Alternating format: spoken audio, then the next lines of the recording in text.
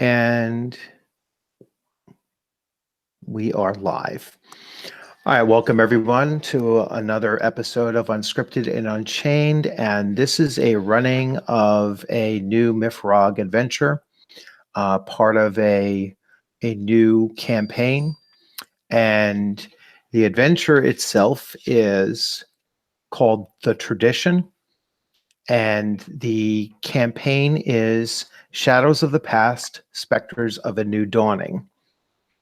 The starting place of this adventure is in the island of on the island of Scudia, in the village of Riverwall. And just to give you a little background of the of the location and some of the cultural aspects of of it, it's Scudia is populated primarily by pureblood Thulians. They live in tribal societies. It's approximately 60-40 split between religious tradition, religious life stance individuals and Seder. All of the characters in this campaign are starting out in Riverwall, which is dominated by one of the larger tribes of the islands, and they are all of traditional life stance. Their particular tribe and the islands of Scudia in general are focused mostly on their regional skills are riding, stealth, missile weapons. So it's very common for their warriors to be both archers and riders, or archers and stealthy players. So you'll see a lot of warriors, stalkers, and on the religious side, you'll see quite a few rangers and such. Sorcerers on the traditional side, and Bashantes, which are kind of like holy men, are on the religious side. So, and the reason why we're talking about the two different life stances is that's kind of an underlying theme for this campaign, and it makes a difference which side of that divide the characters will be on. And so it was decided that the group would start off on the traditional side.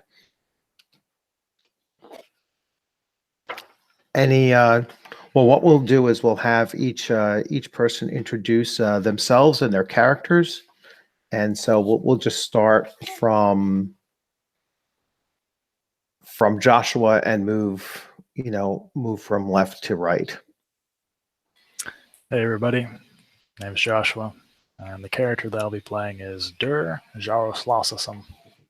He's a 15-year-old civilian hunter, and he, of course, hails from the region. He's quite reclusive and a bit headstrong and brash. Always thinks he knows what's doing. He always thinks that he knows what he's doing better than everyone else, and naturally this made him unpopular because he usually doesn't know what he's doing. He's got very high quality equipment due to the wealth that he inherited. However, he's not a warrior. He just takes his bow out and goes hunting.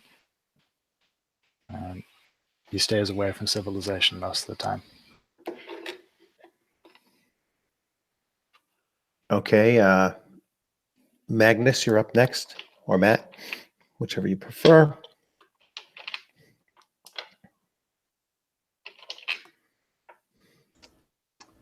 Oh, is that me? No, that's next in line. Magnus. Yeah, we'll have to come up with a different name for you. So you want to use your we'll just use your call sign in the thing, Magnus. Is that fine? Matt? Is me? Yeah, you. What name do you want to use so we're not confused between Yeah. Matt and? Yeah, just use Matt, because when you said left to right on mine, Oh, it's yeah. all right. Okay. So I'm doing two characters, so bear with me. First, we'll do mine. My name is Matt. My character's name is Tyrannus. He's, of course, from, as you said, from Scudia region, the Almopian tribe. He's a native Thulian, satyr life stance. He is a 24-year-old warrior with a fighter talent, and he's also an excellent archer. And my other player that couldn't be here, his name is Alex, and his character is Ossos, also an Almopian from Scudia, native Thulian. Also a 24-year-old warrior. He's a fairly stoutly built guy. So he's fairly strong. And he's also a warrior with both a fighter talent and an excellent archer. Both of them use as their primary melee weapon a spear, and they also have a composite bow. And then their secondary weapon is a hand axe, which of course can be wielded as a melee weapon or thrown. Okay, second, Matt. Hey guys, I'm Matthew, and the character I'm playing is Tassius. He's from Riverwall, Scudia, and he's of the satyr, the traditional life stance. He's about 15 years old. He's kind of that the shady, stealthy guy. He likes to get drunk sometimes, but he's mainly bored, and he's just always looking to cause trouble or just looking something to alleviate his boredom. So oftentimes he'll try to maybe steal things or just challenge himself with these ridiculous tasks or ideas that really don't have much productive value.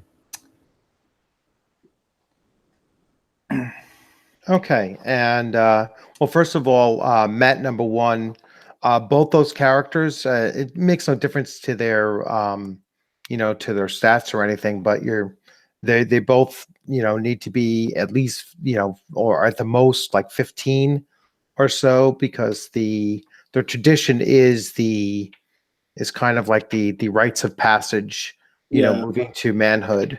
So it makes no difference to the character stats at all, though. All right.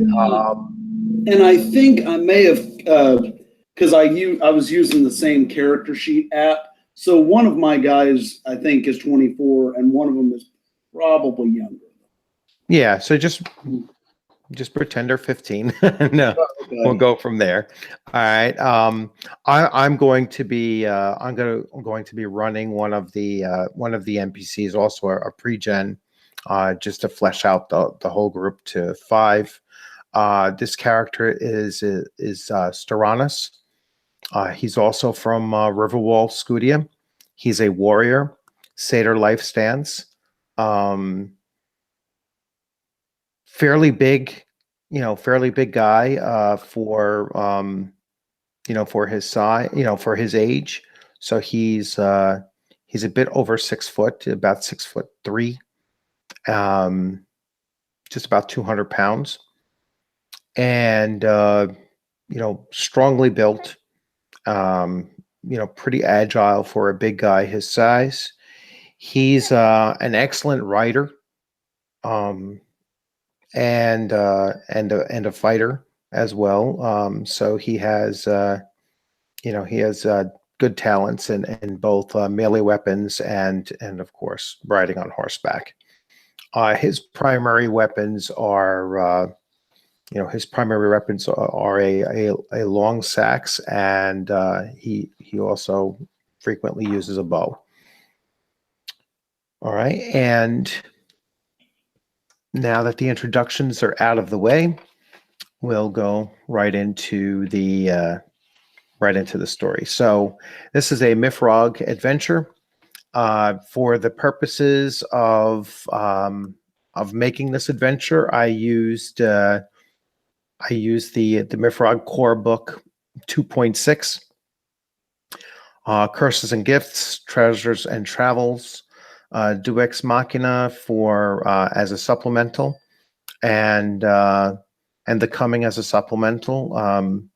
We have not used. We're not using for purposes of of ease of play, since we were expecting some new players today. Flaws or mental strength and mental health, which comes out of The Coming.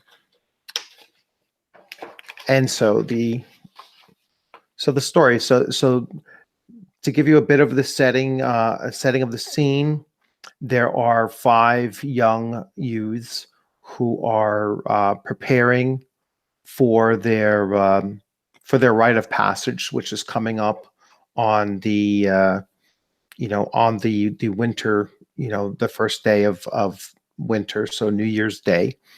And at some time during that first week of the winter month is when this ceremony, just called their tradition, will be run. For people that are familiar with the tradition, it's basically where young boys go out into the wilderness. They have to gather mistletoe. They have to go to a holy burial ground. They have to lead an animal to slaughter at that holy burial ground along with the mistletoe, and that will signify their becoming a real man, as the core rule book describes. The Almapi tribe has made some modifications to this, based on their own cultural outlook, and they have added some components to that. So that's where the 5 characters are coming into play, these 5 young boys. And so it is just about 4 days until the day the 5 of you embark on the tradition. All 5 of you were born in the autumn month of Iwalarash. Collectively, you've been called the Boys of Autumn, basically, translated in the common Thulian tongue. Being autumn born, you're all healthier or hardier than those born in the less abundant times of the year. You're all 15 years old and ready to embark on your trials to prove that you have grown and are prepared to become the real men of the Almalpian tribe. All right. So as a result of your time of birth, you have all gained a +1 to your constitution. All right. So the 5 boys are Styranus, Tassius, and the other characters that were already mentioned. This is actually a good point to ask. If we could Yes. run over who all the characters are again, just have their names written down. Yeah. So here's all of the characters. The NPC that I'm running is Styranos. Then there is Tassius. And then Matt, your character's name again? Tyrannus. Chilamus? Tyrannus. Itiramus? T-I-R. Oh, T. All right. A-N-E-S. All right. like Darth Tyrannus. Yeah. So Tyrannus. Welcome home, Lord Tyrannus. All right. And Matt, two, your character was Tassius. Yes. Yes. Okay. All right. So now, the five boys are, preparing to set out, and the very first thing that you're doing is so you have these like 4 days to kind of prepare yourselves, and one thing that you can do while you're in the village, because you're all in the village getting prepared to begin, and so you'll have a few days to actually look around the village and try to get together whatever gear you're looking to piece together. And what I'm going to have you do is you're each going to roll for a foraging check while in town to discover, if you find anything of interest that you might want to take with you. So will this be our physical dice, or do you have a simulated ones to use on the internet Yeah, somewhere? you could use physical dice if you have them.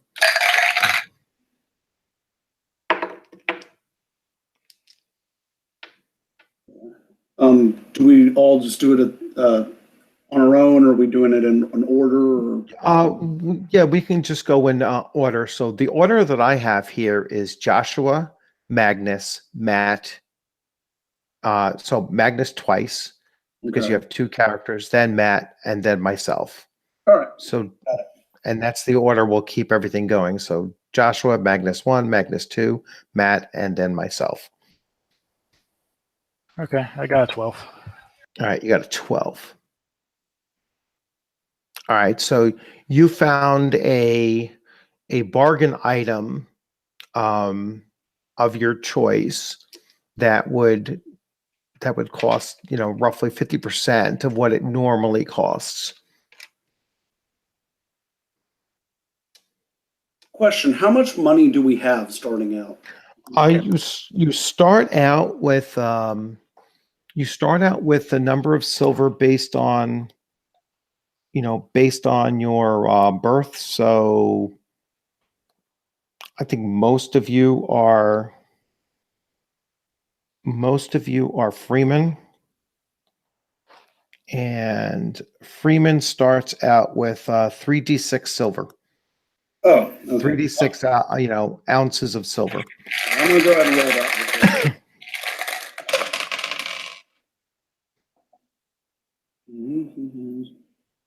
6, 8. So a bargain item, you say? That's 50% less than usual. Yes. Would a high quality long shelf bow be that sort of item?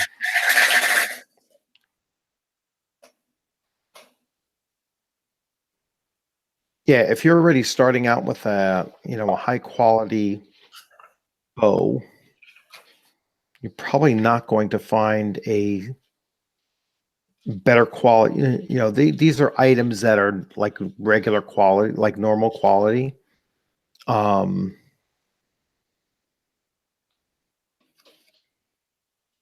if you're looking to buy yourself armor or something like that, you might be able to find a decent piece of armor that's half the price that it normally would cost.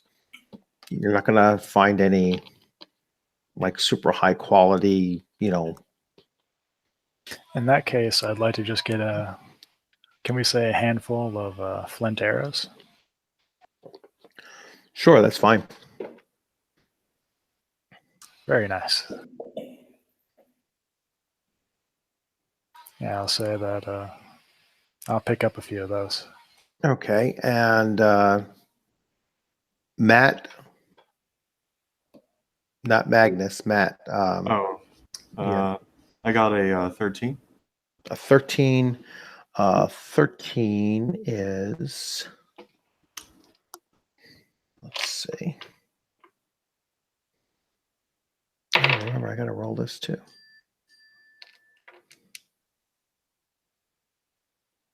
You found a useful minor item of value. Let's see.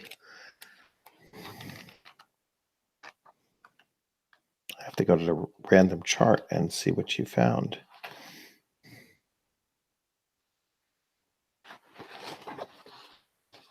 It does have the prefix useful. Should be good.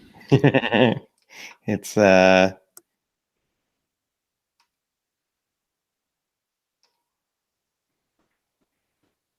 right, you've actually found a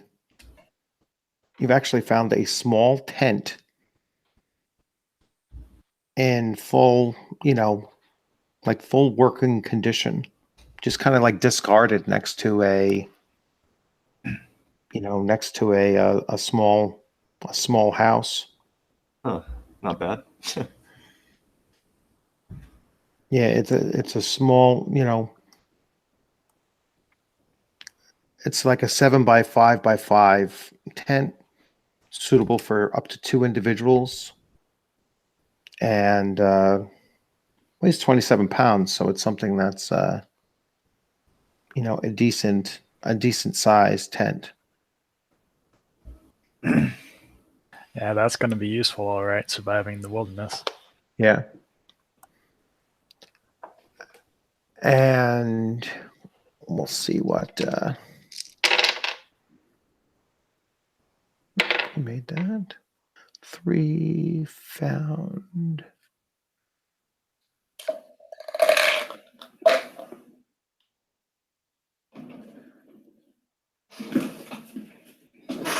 All right, that's a non-result. Okay. All right, so we'll move on now. So now you're caroused a bit. So the day of the tradition ceremony has come along. Yes, go ahead. I didn't roll. Oh, you didn't roll? I'm sorry. Yeah. Go ahead. It kind of got skipped. Yeah. I was like, wait a minute. Yeah, I'm rolling for my first character, Tyrannus, All right. and it was a puny 6. A 6. Yeah. So that was a 6 on your. You didn't find anything. Okay. All right, and then your second character. All right. Somebody better get some rope. That's an inside joke Yeah. that you and I have had. If you've Yeah. seen Boondock Saints, you'll know what I'm talking about. Yeah. He always wants to carry a good length of rope with him.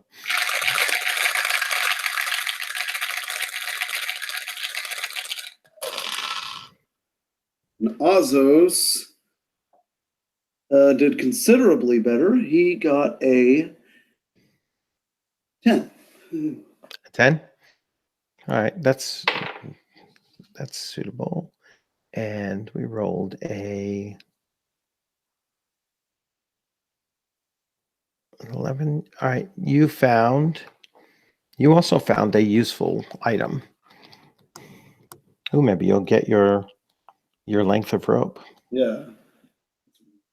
Ask and you shall receive. Yeah. Yep. You always got a rope. You always end up using it. So 67. Let's see.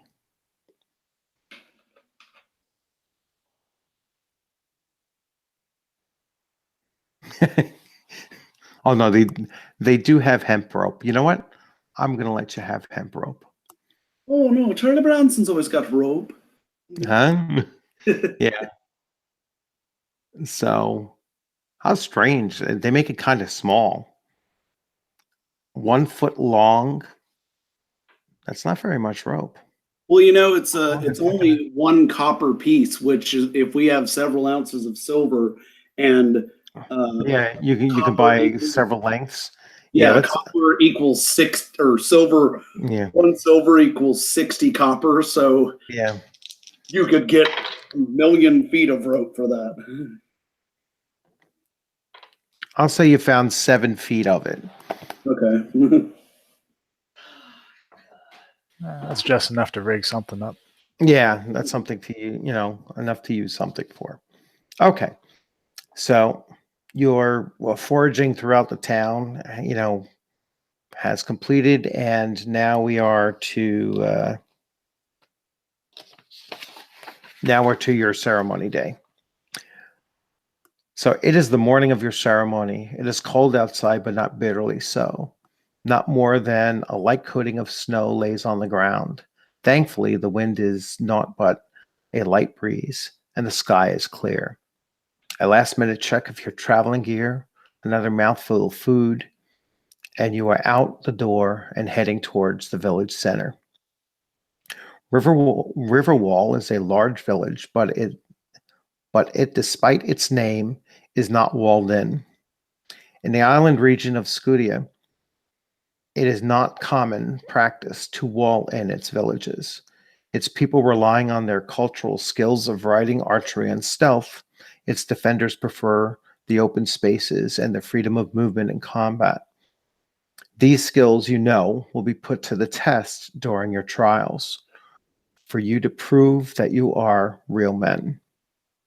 All right, so at this point, you're all going to make a world lore check.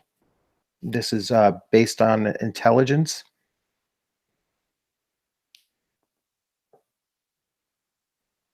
That nasty -5. Yeah, so we'll start with Joshua. I got 5 total. You got a 5 total. All right. Yes, sir. So, well, fortunately for you, because you've grown up here, you didn't have much of a number to beat anyway. It's only a difficulty of a 4 because you're all from here. All right. So, Magnus, you can roll for both your characters.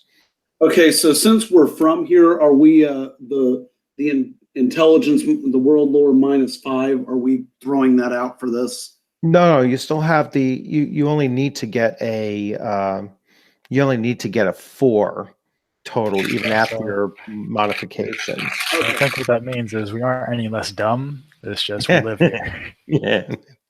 No, it's just it's a -5 if you don't have that as a character roll. Right. So you still have the -5, but you only need to roll a 4, or after the minuses. Plus, if you have an intelligence bonus, that's going to That'll lower that. mitigate that. Okay, so Azos got a 12. So So even with a -5, you passed it. yeah. Yeah. Okay. All right. Matt. What about? I'm rolling Oh. 2 characters. Oh, 2 characters. Roll the other one. All right, so Tyrannus is. Oh, all right. He also rolled a 12. All right, so he's fine. Matt, you're up. I got a 7. Okay, 7 total. Uh-huh. All right, so that's fine. And then my guy rolled an 11. So even -5, he's fine also. So, all right, so you kind of understand what the process is going to be because you've observed these before here in your own village. So the 5 of you are now standing at the village center. The crowd has formed, everyone from the village and many others from the tribe, but not of Riverwall itself, are also in attendance. You know from attending other ceremonies of this type that yours is somewhat special. You're not exactly sure why, even though 5 taking the trials at once is not a small number. 4 had taken it in the years past. So you're not really thinking that it's just because there's 5 of you taking it. But there is like some buzz about, this year's particular, ceremony. And so you're kind of happy that you're involved with it. Yeah, finally get to be a man. Yeah. Stop So, being treated like a kid. yeah. So the way that that this works is that, in this tribe, you really don't adopt your family status until you've actually completed this task. All right. And so that's one of the, differences. that you know is unique to your tribal, your tribal group. Is that so? Let's say your family has a social standing of a noble family. You are not considered a noble until you've gone through this trial. All right, and that's when you'll adopt your family's status. So, so for those of you that were born nobles, this is kind of doubly important for you. For those of you that have a a standing of freeman or better, basically, this is what you're kind of waiting for. So, and so that's where your world lore successful roles have come in. Like, you kind of understand the importance of this, more so than usual. All right, so as they start explaining through the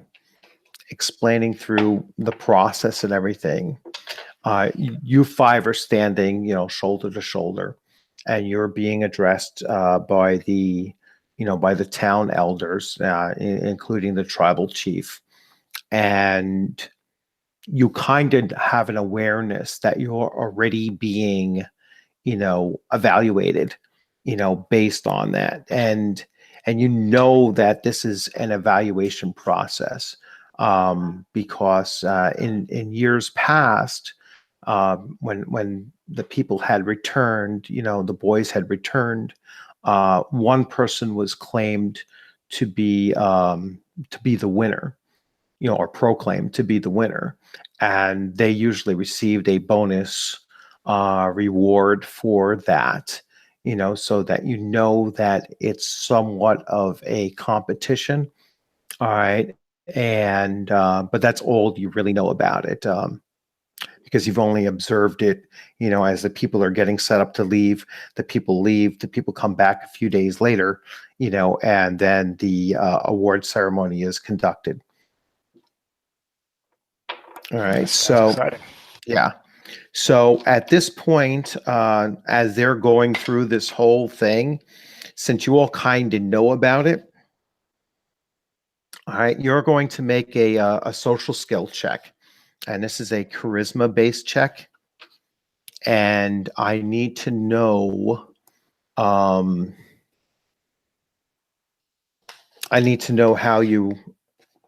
how much higher you rolled than you needed to. All right, for purposes of this. So just let me know how you rolled and if you have a charisma bonus. And we'll start again from left to right. Joshua first. I got a 5 total. You got a 5 total. Okay. Yeah, so.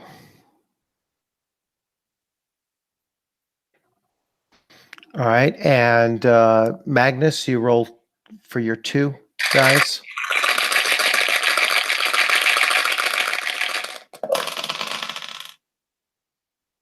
Let's see. 8, 9. A question: a total charisma of 18. What mod would that be? I think I did that wrong on here. 18. Yeah. Your charisma. It would be probably a +3. Let me double check. I think it's +3. That's high. Jeez. Okay, That's a so high charisma. yeah. Okay, so Azos has a 12 total. Yeah. So yeah, it's a +3. Yeah, he has a +3. So he a 12 total. Yeah. So a 12 total that's a good roll. So that's a +2. All right. Your next character. And Tyrannus doesn't have any mods, but he got a 9. A 9.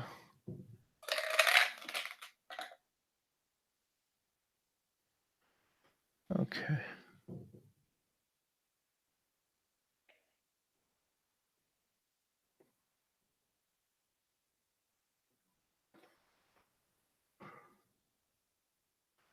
Okay.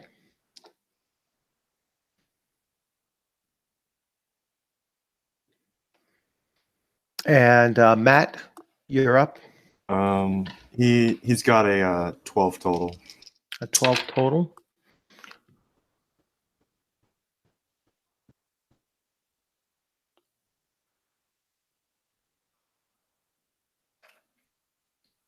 That's a good roll. A good result.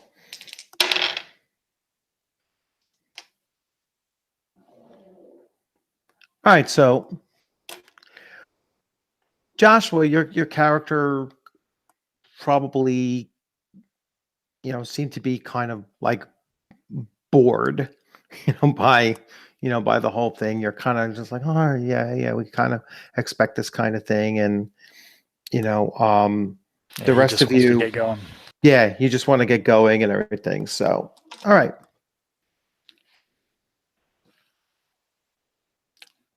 We now go to the next part. So the chief of the Almapian tribe, his name is Kosovonos, a renowned adventurer in his youth and the wealth of all types of lore.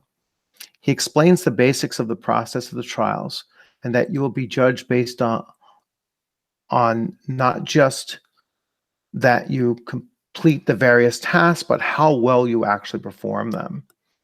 You do recall that from previous trials, the youths were, I already kind of went through this.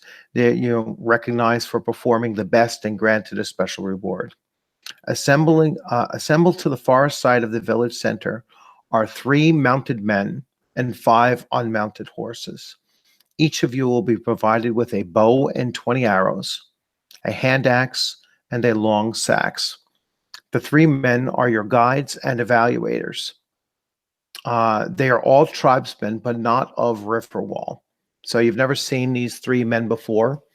You kind of, as you're looking at them, you can tell that, even though they all look, fairly seasoned, one is clearly the oldest of the bunch, and they never introduce themselves to you. They don't say their names at all, and so, amongst your own group, it basically becomes, the old guide and the other 2 guides, so, and the old guide is clearly the leader of the 3. All right. And so they provide you with horses that you'll be setting out with, along with that particular gear. All right. They're not allowing you to take anything but the gear that's there. And Dur will, of course, protest this, as he is quite attached to his equipment. Your equipment will be left in your family's hands, and it'll be here for when you return. But everyone, everyone runs the task the same way. All right, with that assurance, he's not going to look as upset. Yeah. So, your length of rope and your tent and those kinds of things are not, not the issue. They're just not letting you take armor or weapons that they're not providing you with. Okay. Yeah. All right. So you guys head out, so once you all mount up and you're off into the woods, you start heading through Woodchop Forest. All right, Woodchop Forest is the vast forest on the map of Scudia. So it's kind of to the northwest. Northeast of Riverwall. I wish I could post up pictures on this thing so you can see the actual map, in front of you. So you've rode along a well-traveled trail for about an hour, and off to your left there is a small clearing. The 3 guides turn off into it and dismount. They tell you that you're all to bring your horses up to a gallop, making 3 laps along the outer perimeter of the clearing, and then to break off and head down the northern trail. So as you guys enter into this thing, they're telling you what you need to do. And so all 5 of you are on these horses, and you can see that the clearing is kind of a, in total, it's probably, about 75 yards in each direction, so a lap would probably be, right around 200 yards total. It's fairly oval shaped clearing that's here. So they basically tell you to line up your horses and be prepared to ride. Now, riding skill for all of you. Riding is a dexterity-based skill. So any dexterity bonuses will apply to your riding. All right. You're all trained in at least. So none of you are dealing with the -5 for being untrained in it. And you're going to make a total of 3 riding skill checks. All right, so all three will be evaluated, as far as what they've told you. So you're going to make each of the laps separately. So again, we'll start with Joshua. So Dur is going to start boasting even before he starts riding. And he's you're like, oh, a test of horsemanship? This will be easy. And of course, he gets an 11, an 8, and a 9, so fairly mediocre. All right, so an 11, an 8, and a 9. So, well, none of them are fails, so at least you have that. So, an 11 is actually an 11 is not as bad as you might think.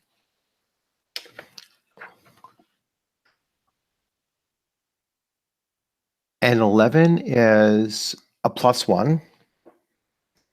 And then the other 2 was an 11, an 8, and a 9. Yes. All right, so overall, you're +1. So yeah, Dur's feeling good about himself. He hasn't seen his red yet. All right, you're up, Matt, or Magnus, I should say. Magnus, you're up with your first character. All right. Both of them have a dexterity of +1, and they both have riding since they're warriors. So they. Yeah.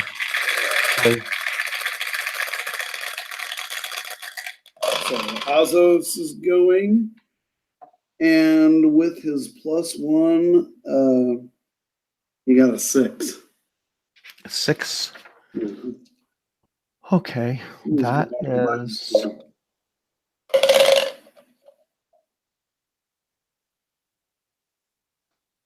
All right, so that's. Go ahead. Second roll.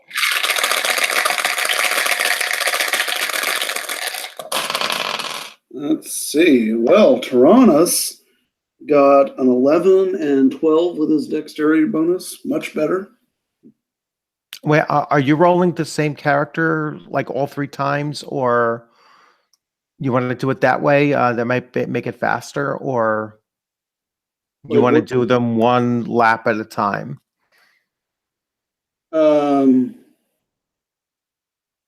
Like, because we're doing 3 laps, so basically I would be doing each. You could do all 3 for the 1 character, and I'll just record what your pluses and minuses are based on overall. I mean, unless you do a critical, you're not going to fall. All right. So basically, what I would roll once will just be counted for both of them. No, roll 3 separate times, and I'll record all 3. Like for each character, just do all 3 laps in one shot. Just do it all now. Yeah. Okay. All right. Well, so they So that would be for your first character. Your second roll was what? 12. A 12. Okay, so we're still on Ozos. So this is Ozos' third roll. Yes. Even better. A 12, 17, 18. All right. And so that's going to be, wow. All right. So that's an exceptional. All right. Ozos kind of All right. So now your second character.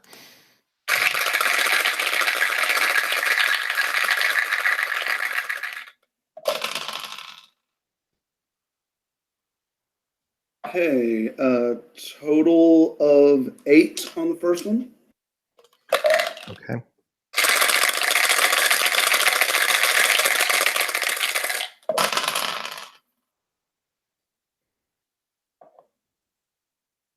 Total of 11 on the second one.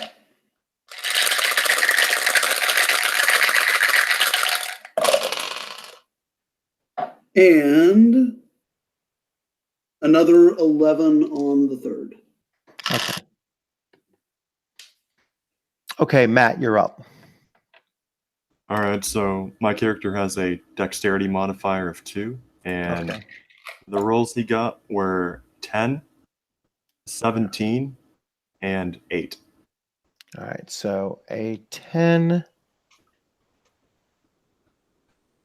All right. So the 17, that's what the modifier, right? Yes. All right. So a 17 is a total of plus 8. Very good. All right. Good. All right. And the NPC I'm running, that's a 9 plus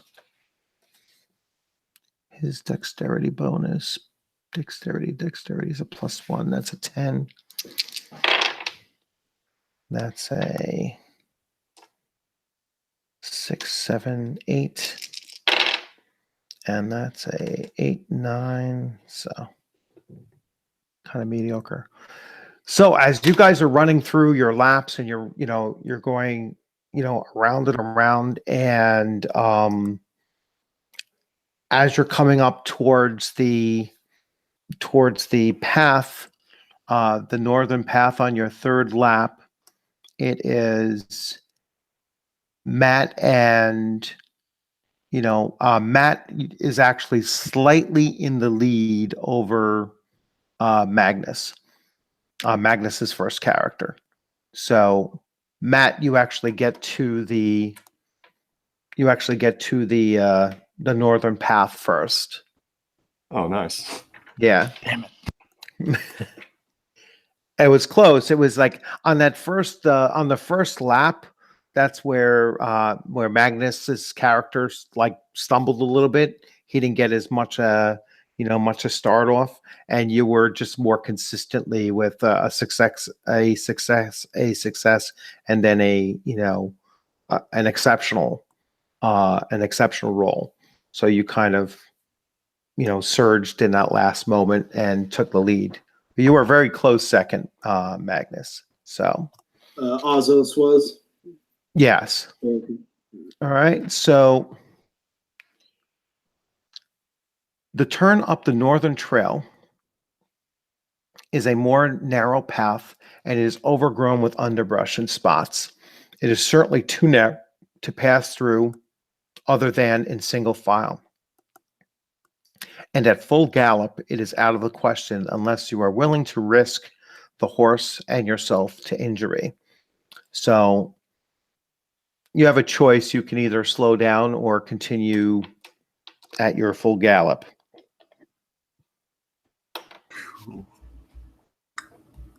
I'm gonna just go full gallop. All right. Both of my characters agree because the elders instructed us to do so. They said a gallop. Yeah. All right. So, and you, Joshua, you're going to continue at that same speed as well? Yes, sir. Gotta catch up Got with him, man. All right, so you guys are, heading single file, and it's the path is like this is more of a game path than the other path that you took to get to this clearing. So it is overgrown in spots, and as you are charging ahead, now because the order has changed, like we have Matt in. We have Matt first, then Magnus, then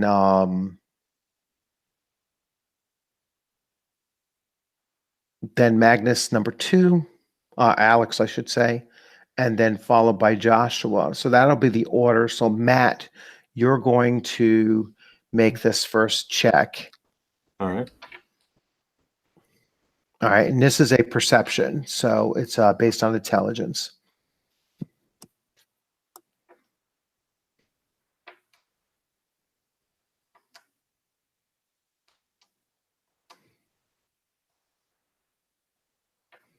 I got an 8.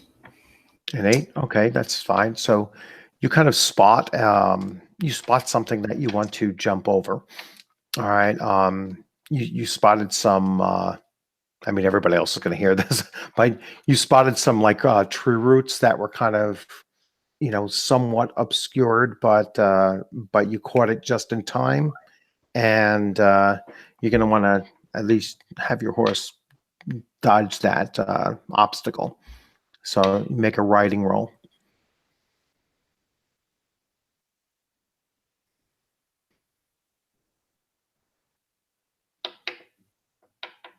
And that's dexterity bonus. And I got an 8 for that. All right, including the dexterity bonus, or yes, including the Yeah. dexterity. okay. All right, so yeah, so you clear the the roots without a problem. All right, so the next in line is Magnus, your first character. Just a suggestion. Do you think maybe it might be easier just to avoid confusion if we just went by my 2 characters' character names? That way, just Azos and Tyrannus. That way we know. Okay. Yeah. Yeah. All right. So I'm Azos. not.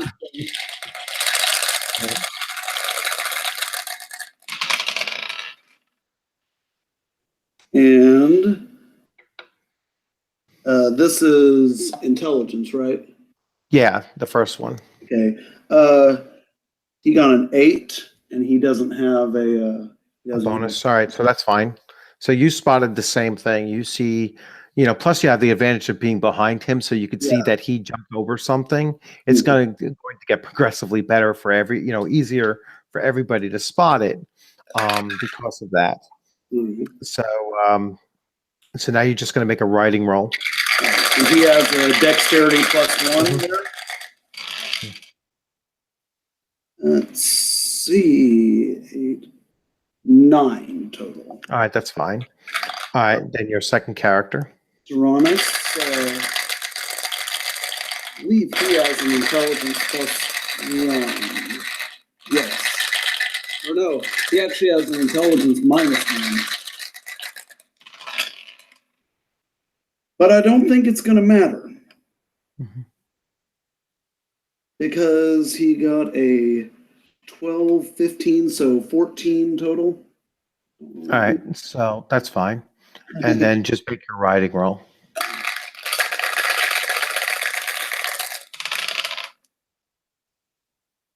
Okay. He got a 10, 12, 13 with his dexterity. A 13. Okay, so a 13 is. Oh, shoot. That's a good roll. All right, and Matt, you're up. Oh no, I'm sorry, not Matt. Yeah, because we're going out of order. Joshua. Yeah, Matt, you already went. I'll be right back while he rolls. Yeah. Joshua, you're up. Yeah, so for my perception, I have Mhm. a +1 from the focus talent, Mhm. and my total is 7. Okay, and now you're writing 13 total. 13 total. So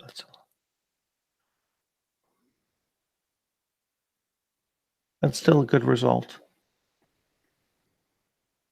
You almost missed seeing it, but you were able to handle your horse and still actually do a better job than some of the others did jumping over it.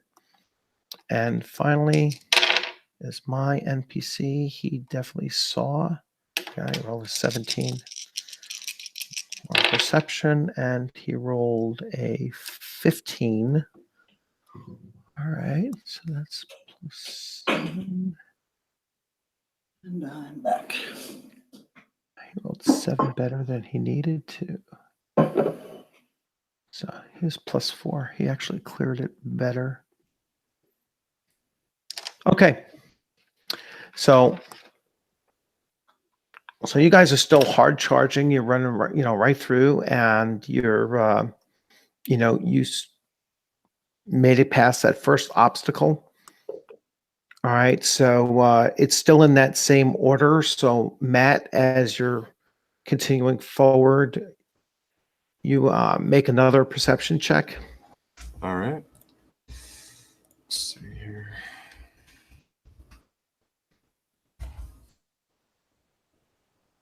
I got a 10 this time. 10 total. Okay.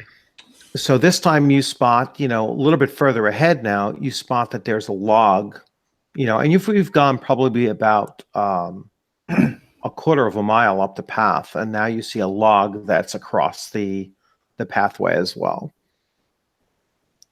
Uh-huh. All right, so now you're going to make a riding roll to jump over the log. Hopefully. Oh, shit. I got a 6 total. Ooh, a 6.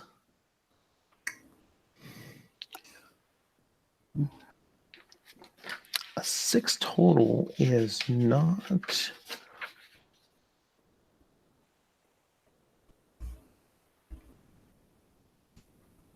All right, a 6 total is a miss.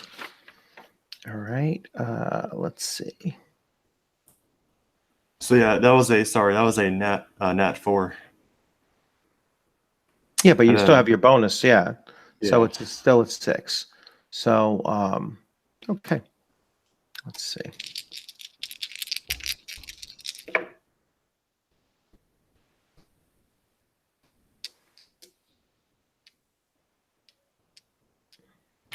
Your horse actually rolled a 14, which is good for you. Make another riding check. All right.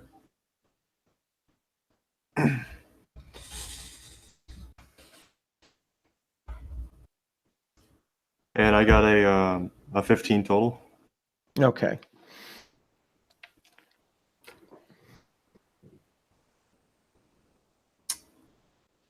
I gotta remember this one. Okay. Fortunately for you, your horse managed to managed to dodge it, and you almost got thrown because it made its own move that you Uh-huh. weren't quite prepared for, but you managed, just based on the high success of the roll that you did roll, you managed to stay seated, but it went more around the obstacle than jumped over it, and next in line is Magnus, your first character. All right. I'm not going to remember his name. So there's the perception to see it. If you get 3 3s, is that like a natural 9 or something? Is that important for something, or? I was just wondering. Yeah. No. No. I've You heard spotted. used that term before, so I was just wondering. Yeah. Yeah. Okay. No, you're fine. Okay. So you spotted it. You could see the log itself. Plus, you just Yeah. saw. Yeah. you just saw Matt's character, Yeah. almost jump it. So now you're just going I to was make a curious about that. riding, yeah. Tassius almost died, man. I'm gonna buy that horse after the ceremony. Wait, who almost died? My character Tassius. Oh, Yeah, the horse yeah, actually saved me. yeah. almost died for our sins. Saint Tassius. Okay, so now I'm doing a riding. Yes, riding. Oh dear.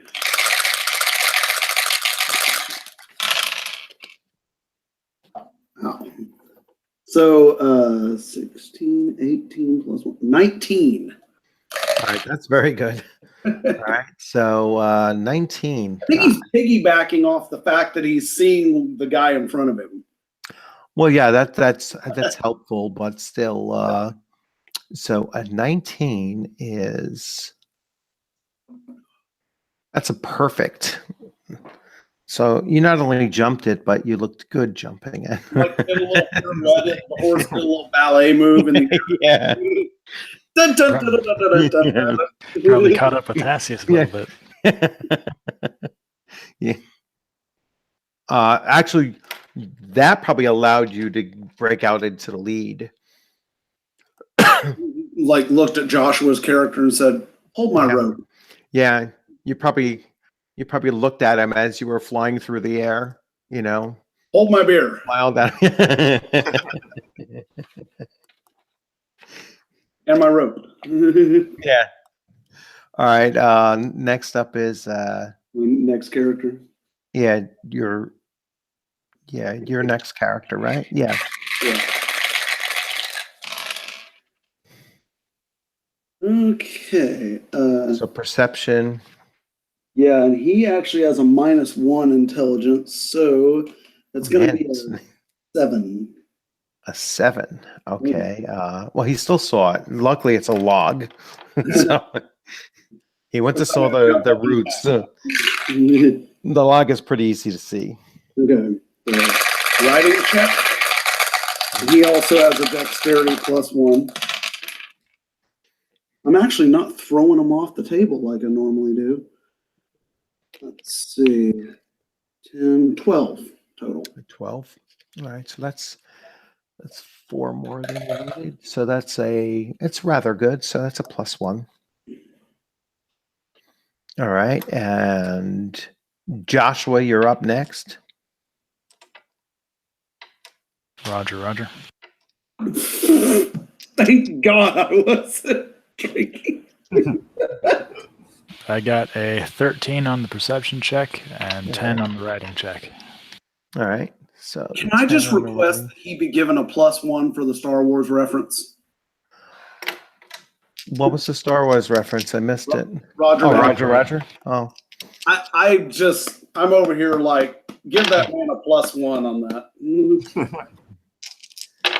and so 8, 9, 10, 11. That's a +3. +3 is a plus. All right. So that's a +1. All right. So there's a new lead. All right. So Magnus, your character has taken over the lead, and Matt, you're in second place. You're still in Okay. second. So, all right. So another about half the mile up through this path. You're kind of twisting and winding, and now you've spotted these, you've all seen these things. Some of the roots in the way and that kind of stuff. And Matt, unless you're totally blind, I mean, you can make the first of the perception check. Magnus, make the perception check. So this would be for Tyrannus, right? Yeah, this is for Tyrannus. So I'll actually just post the order This here. is Yeah, Ozos is yeah. okay. Ozos got I should amend it. 7. A 7? Yeah, your eyes All right. deceive you. Oh, Don't trust them. yeah. Yeah. So you see even as poor as that roll is, I mean, it's kind of hard to miss a stream that you're going to, have to jump over, so you spot a stream ahead of you and, you start preparing yourself. And there wasn't an unsuccessful roll, by the way, Riding check the now. stream is kind of, yeah. So now you're going to do your riding check. Okay, that is a 12 total. All right. So that is a +4. So that's a +1. He says to the stream, "You underestimate my power." Yeah. So Focus that's, on the race. that's good. All right. So now you go, To the other character. Matt, you're up. Oh yeah. Okay. I got a 7 total for perception, Okay. That's fine. and for writing, I also got a 12 total. A 12. So that's a +1. All right. So let's see, Matt. All right. Magnus, your second character. And he has the -1 on intelligence. Just can't believe I've gone this whole time without throwing the dice off the table yet. You're jinxing yourself. Okay, 8 total. 8. That's fine. Was that the writing? That was the perception. Okay. I think it's because I'm throwing them on paper. I told you to throw them on paper. It's easier. Yeah. He got an 8. An 8. All right. So that's That's a 0, but that's at least not a fail.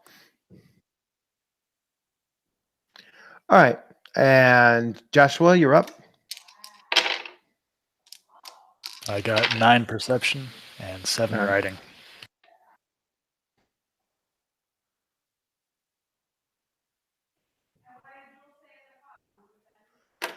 All right. Let's see. Wow, you guys are so lucky that your horses are saving your asses. All right. Your horse just rolled a 15. All right. That was all me. Yeah.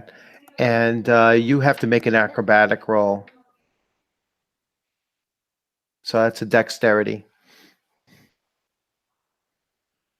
7 again. A 7 again. Crap, you actually fell. All right, let's see. The horse messed me up. The horse messed you up. It was sand. All right. So, speed modifier. You were at a gallop. Never should have made that Star Wars reference. I'm going to be doing them all the whole You're time. lucky you're not wearing any heavy armor. That would have been worse for you. So 3.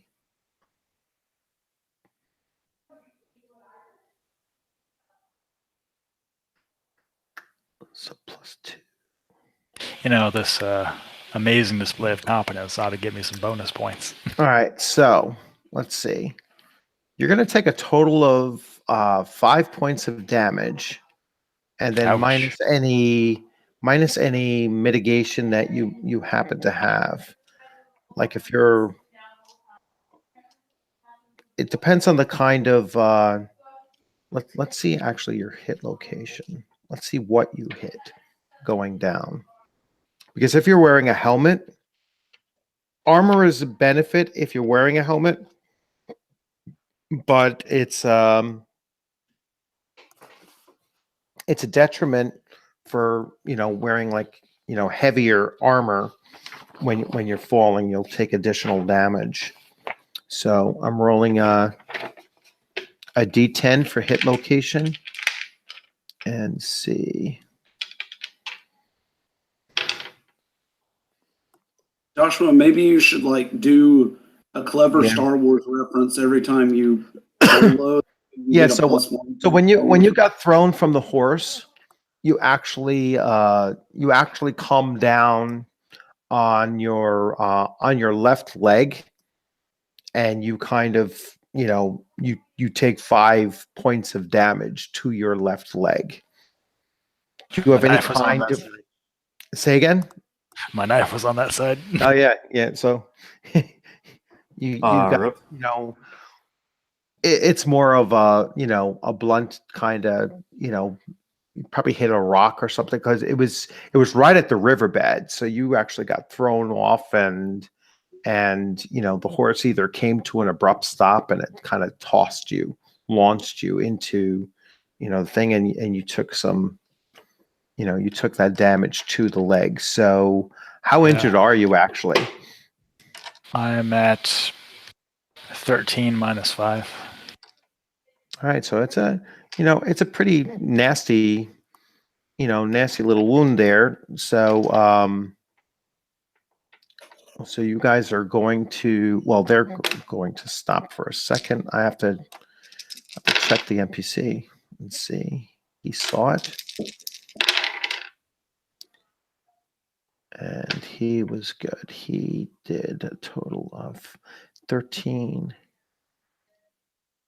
That's +5. That's a +2. See, it's harder Okay. now because he's got to jump me as well. Yeah. All right. So you're down. You're kind of like nursing your leg a little bit. And does anyone in the group have healing? I don't. All right, or want to. So let's see. Someone in the group can try to heal. Healing is an intelligence. So if it's untrained, you have a -5. So I would say that you don't let the guy with a -1 to begin with make any attempt to heal. I was gonna say, yeah, don't let the dimwit try to heal him. I was wondering, can I roll a perception check to see if I notice like if he fell off his horse?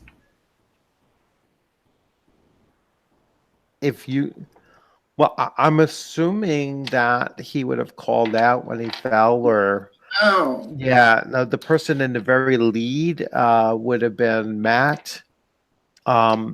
Plus, you guys are being trailed by the guides. I mean, so I have the guides. certainly, Okay. yeah, they actually come to a stop as well. Okay. So Even though Azos is on the lead, he's going to be a team player and try to see if he can stop and do some healing on Joshua's character. okay. All right.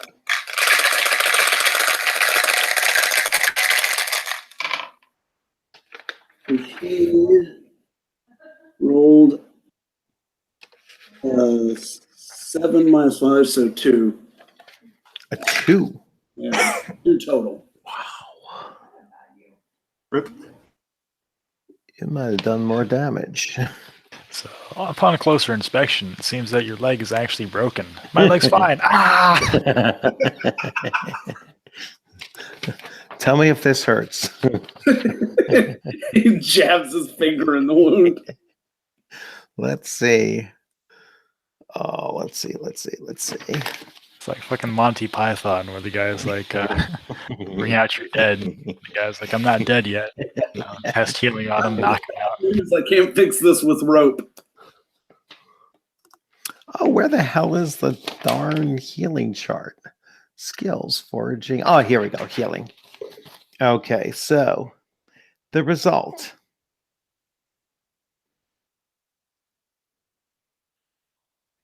Would you roll?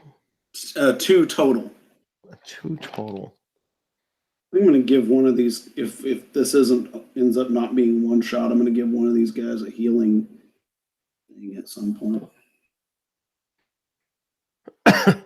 All right, so you took an additional 2 points of damage from his pretty bad attempt at trying to heal.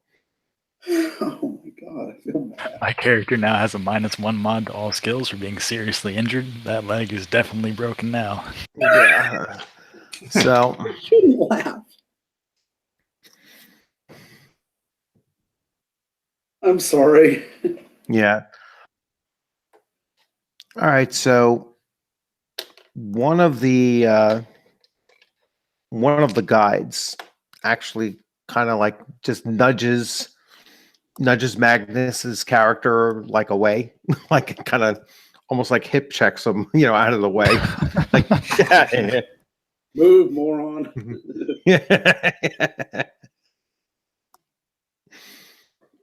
And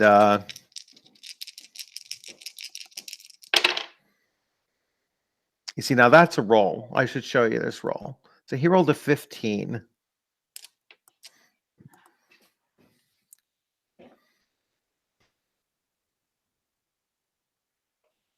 $15, And huh? and even with that roll, he'll probably only undo the damage he just did to you. Yes.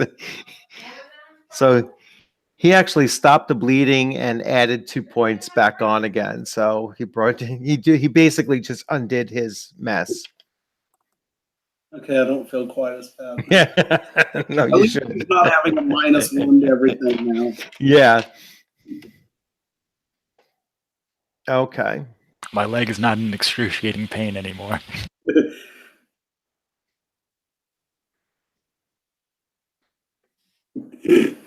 And so he had one intervention. All right. So, having passed through several miles of the northern path, you arrive at another smaller clearing. You're also at a slightly higher elevation, and the forest has grown denser at this point.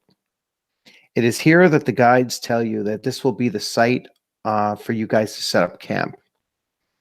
You're to go out and forage for a water source, food, building materials, and mistletoe, which is required for the ceremony. So you're each going to go out and and forage for those several different items. So the first check that you're going to do is we'll just do them in order.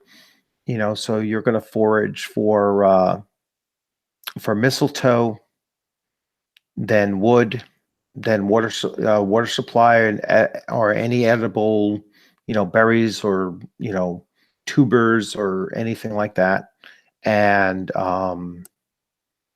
and building materials for the tent rolls that they have. So you're going to make a total of 4 checks.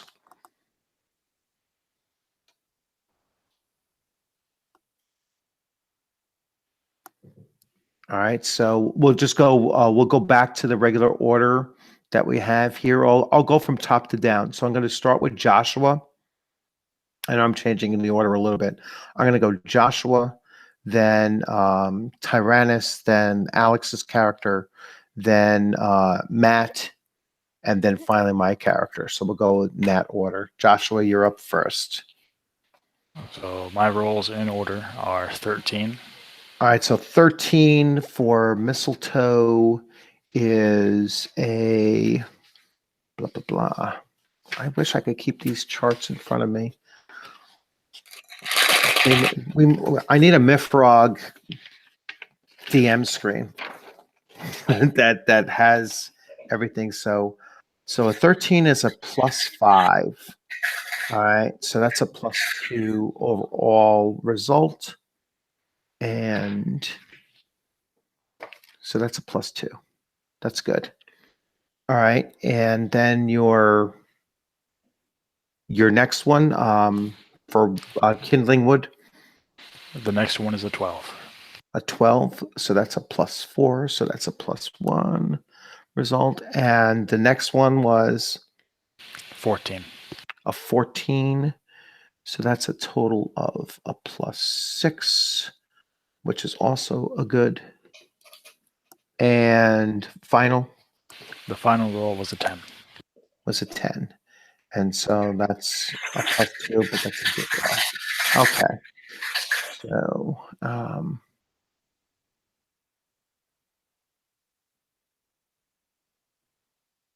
just double checking something. Okay, that's fine. All right. So next in line is Matt, your first Magnus, your first character, Tyrannus, or yeah, Tyrannus it was. His mistletoe is a 9 total, and his wood is a 7 total. Okay. And then And his his- water supply and berries and tubers. Edibles is 8, 9, also a 7. And then finally, tent materials is also a 7. Okay. All right. So, and then your second character. Character, all right.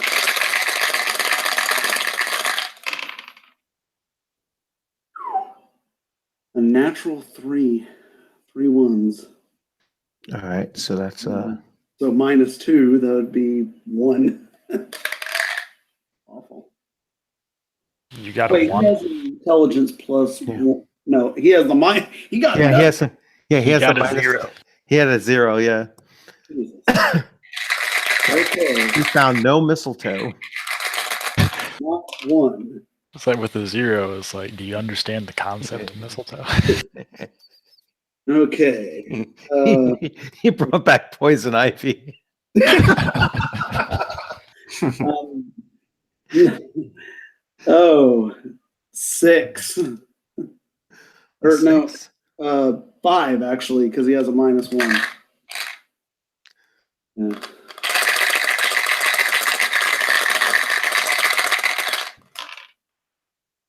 Okay. 3, 8 for the edibles and water.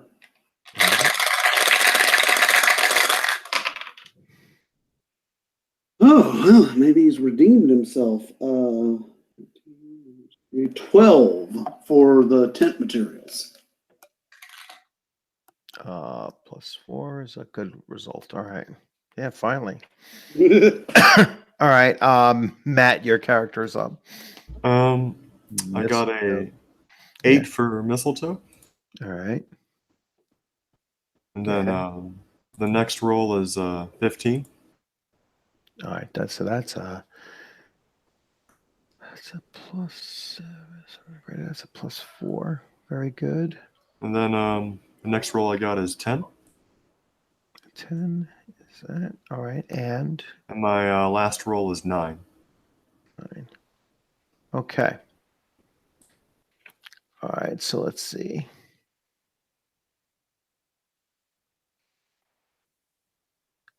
Joshua, you were most consistent. You brought in the mistletoe. You brought in food wood and kindling, and you brought in water and berries and tubers. And you actually still were successful in bringing in. Actually, you brought in everything. You had. Yeah, you actually brought in everything. So that's good. Yay. Matt, you only brought in Tyrannus only brought in the mistletoe. Your second character you brought in 2 things. You didn't find any mistletoe and you did not find any kindling wood. All right, but you found the some edibles and finally some building materials. It's like he comes back to the camp and he shows the mistletoe to the guide, and the guy's just like, "What is this?" Yeah. This Some is poison ivy. It's literally that. I got the mistletoe here. All right. So that's an 8. That's a 0. That's 8, 9, 10, 11. That's still that's a +3. +3. That's a good. That's 8. That's a +0. And that is a 9. That's a +0. All right. So he brought in everything, but all right. So the only person missing mistletoe right now is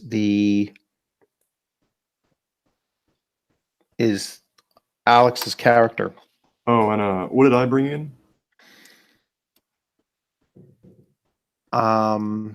What did you bring in? I think this is Matt, right? Yes. Matt, you got everything. Oh, okay. Yeah, Cool. you made everything, and you actually brought in the most. You brought in the most of the kindling wood, and wood. All right. Yeah, that was your big role, but you made everything else. Joshua brought in the most mistletoe, so he might actually be able to share with the guy that brought in poison ivy. Yeah, Is I think my characters, Tyrannus and Azos, are reversed because I rolled for Alex first because just his sheet was on top. so It my doesn't- question is, was it Tyrannus or was it Azos that? Yeah, it was Tyrannus that rolled horribly because of his intelligence -1. Or additionally, Right. who was the character that healed me? That was Azos that healed you. Okay, so I'll share it with Tyrannus. You're just mad at Azos. All right. So here we go. All right. So after your exhaustive ride to the site and having spent the last couple of hours foraging for the materials you were sent to get, it is time to begin making camp, and hopefully you'll get some rest. The wilderness of Woodchop Forest is a truly beautiful land. Although you were born and raised in Riverwall, immediately adjacent to this vast forest, you have never pushed this far into it. The guides take the resources that your group has provided, and they begin to assemble a campfire in the center of the clearing and construct their tents. They sternly tell you all to pay attention while they complete their work. One, the oldest of them, points to the remaining supplies and suggests you get to work. So basically, they show you how to set up a small pit fire, and then they show you how to set up the tents using the materials that you've gathered, plus the tent canvases and everything that they had brought along. All right, and so now you're all going to give an attempt to remember what they showed you and then actually do it. So you're going to start with a perception check, and this is just to see if you remembered how they showed you the process. So that's the first thing. So we'll go down the order that I have on the sheet here. So Joshua, you make a perception check first. Dur got a 14 total. A 14 total. So you remember what they did, and a 14 is a +8. So you're going to get a +6 total to your attempt to recreate it. So now you're using crafting, and crafting skill is, if you're untrained, which I don't think any of you are trained in it. So crafting is an intelligence. All right. And having it untrained is a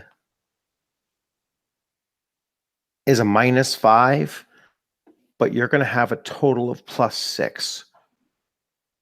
All right, so you'll be at a total of +1 now. So just do a crafting roll +1. Crafting And any- roll. Yeah, crafting. So intelligence, whatever your intelligence modifier is, plus an additional 1. In that case, it'll be a 13. All right, so you crafted everything, you crafted with a total of a +5.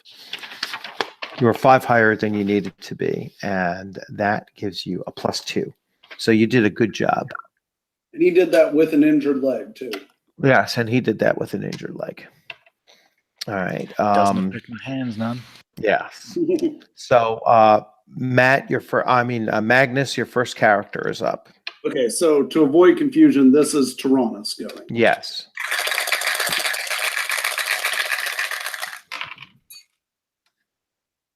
And he got an 8 minus 5, so a 3 total. No. This is your perception check. Oh, okay. Yeah. Then just an 8 total. All right, so you passed Okay. with an 8.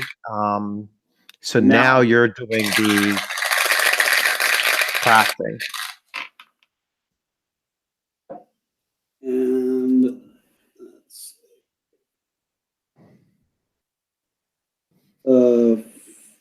4 total. All right, so that's a fail. So, all right, you weren't able to assemble everything, on your own. All right. If Dur has so extra you're- time, I'll give him a tip or two. Yeah. So your next character. Next character. Yeah. I feel like maybe I should get rid of the paper and cup and just do my throwing them all over the room thing. I seem to roll better that way.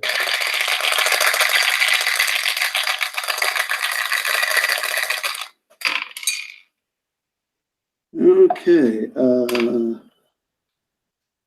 Also did better. This is perception check first. Yeah, that was a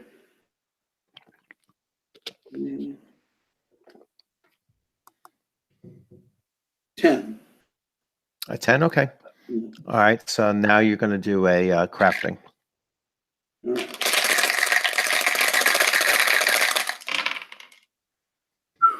Oh, well, he did a good job. He got 11, 13. So, 13 minus 5, that's 8. That's fine. That's a success. Okay. All right. And Matt, you're up. Okay, Tassius has gotten an 8 for perception. Okay. And And he also got an 8 for the crafting. all right. So that's going to be -1. All right. So yeah, he wasn't able to either set up the tent or, just unsuccessful.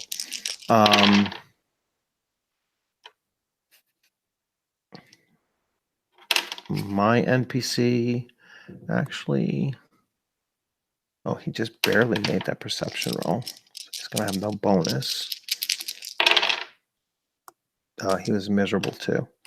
So most of them, most of your group, only 2 of you managed to actually get the tents up and start the fire and everything. And then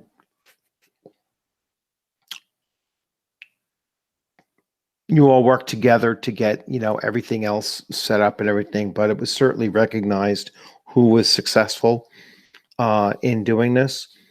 And so you eventually bed down for the night. So they, so after having completed your tasks, the guides tell you that the next phase of your trials will begin in the morning.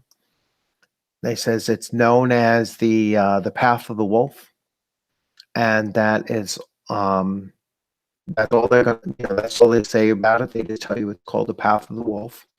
The guides tell you that they'll keep watch, which will allow you guys to get a full night's rest and you expect that that's probably, not a good thing for, for what it's looking like for tomorrow. So, so they do tell you to, get as much rest as you can, especially the wounded guy. All right. So, lost target.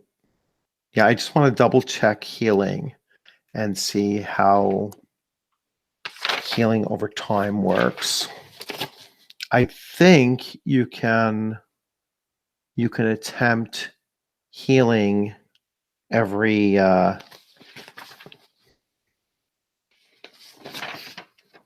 cycle, like every day. Once you cross over midnight, you're into another day. And Let's see. additionally, I think Yeah. there's a little bit of natural recovery as well. Yeah, that's what I'm saying. That's what I'm looking it up. So I think natural hit point regeneration is 1 plus Constitution modifier. yeah. So what's your Constitution modifier? +0. +0. All right. So you're going to gain 1 point overnight, and they're going to the guy that healed you the last time, he's going to Wait, what? make Oh, an the other guy. attempt. Okay, I was like, Yeah, I don't yeah. No, none of it. I still feel bad about that. So please no. So that's 9, 10, 11 plus his bonus. He actually healed you an additional point. Much appreciated. Yeah. All right.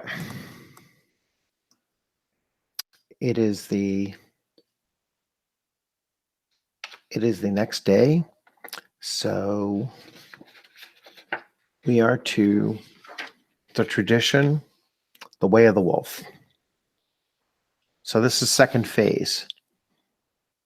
Does anybody need to take a slight break or anything like that? Any bio breaks or drink of water or anything? Is 5 minutes all right? Yeah, 5 minutes is fine. All right, I'll be right back. All right.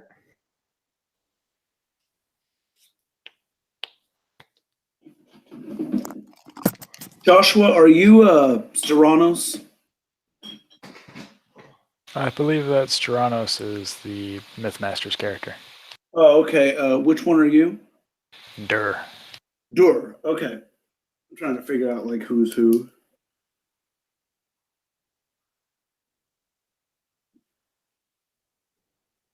All right, thanks.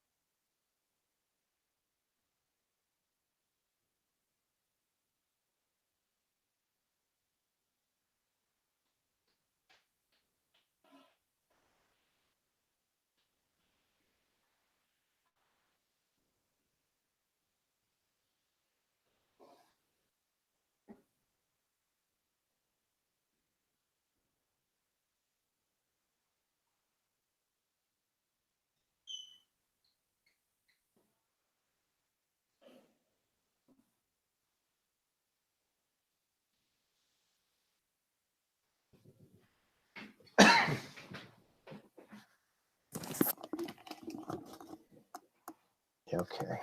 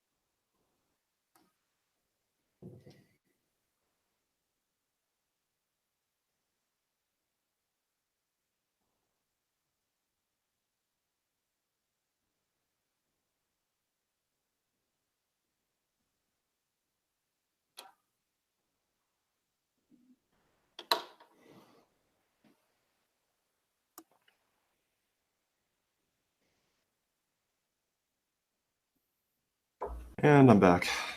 Okay, welcome back.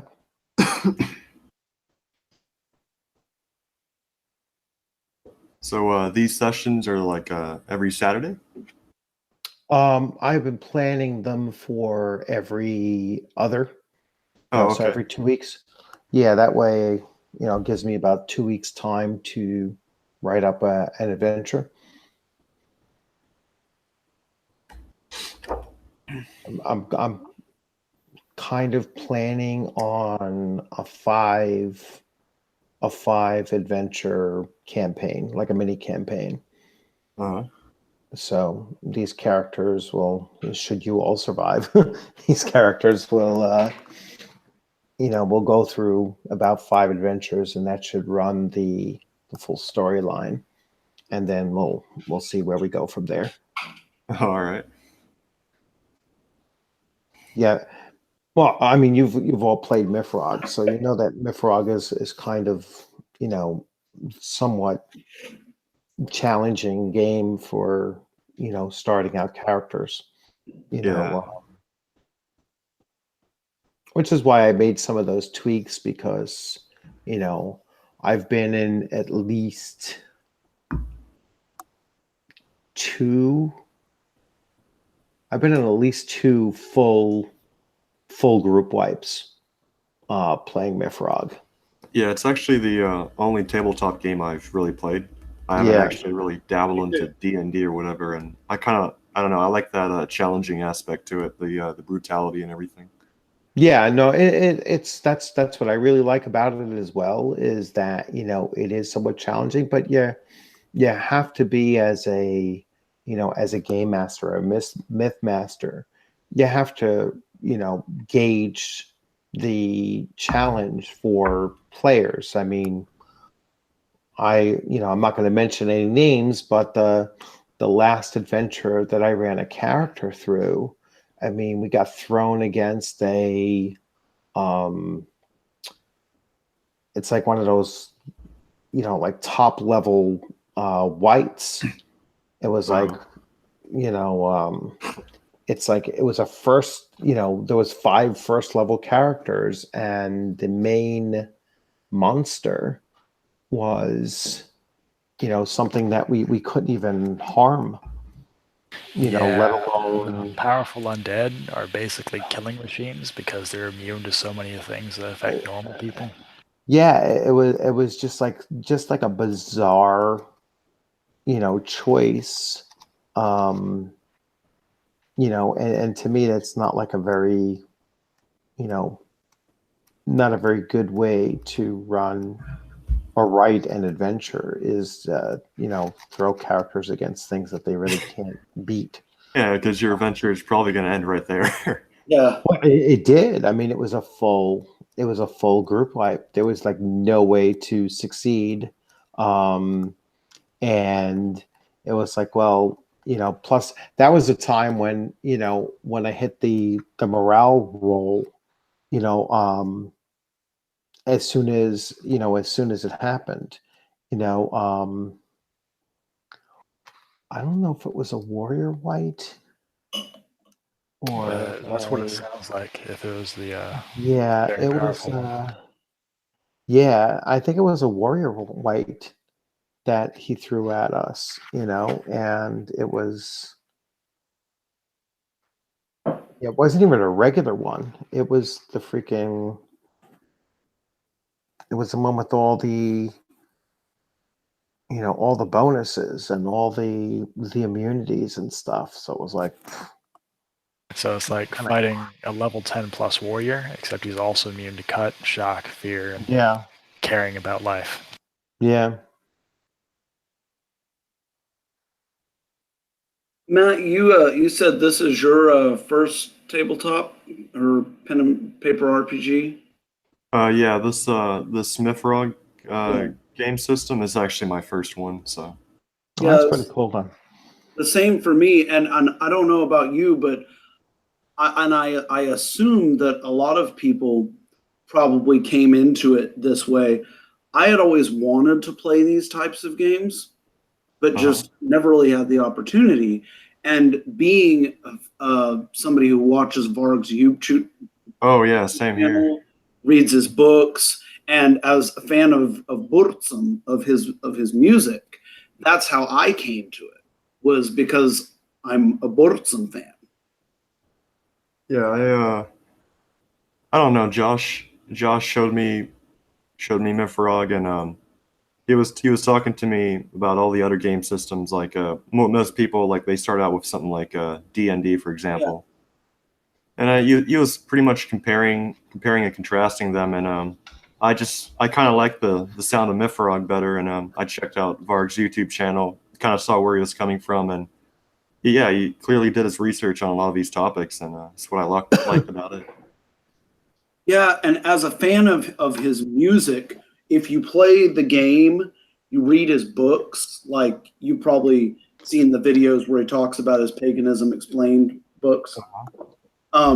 If you've kind of done the full circle, like you've listened to his music, you've played the game, read his books, and watched his channel, you get the feeling that with regard to the music, it's actually like Burzum the video game or the RPG.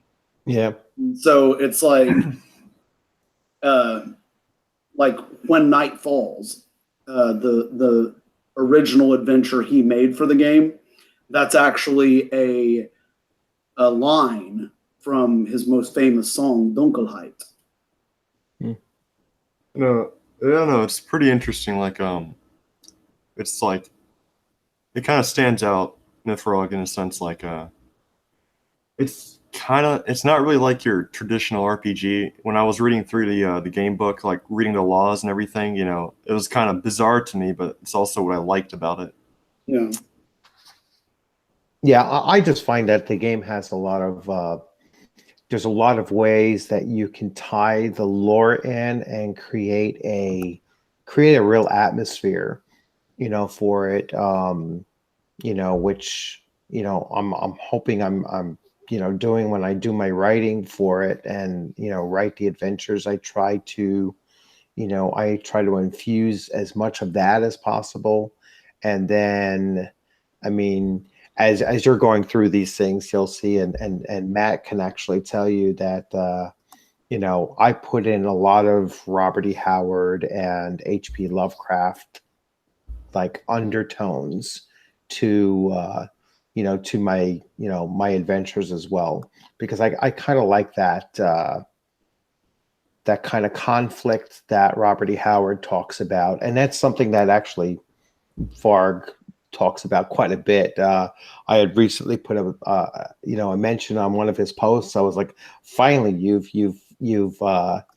quoted directly from Robert E. Howard, and he was like, basically, are you kidding me? He says, I quote it all the time, Man quote.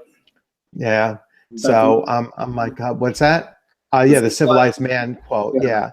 So I was like, well, actually, I don't think he does as often as he might think he does, or and he certainly didn't reference Robert E. Howard in in the credits of the book as far as inspirations are concerned.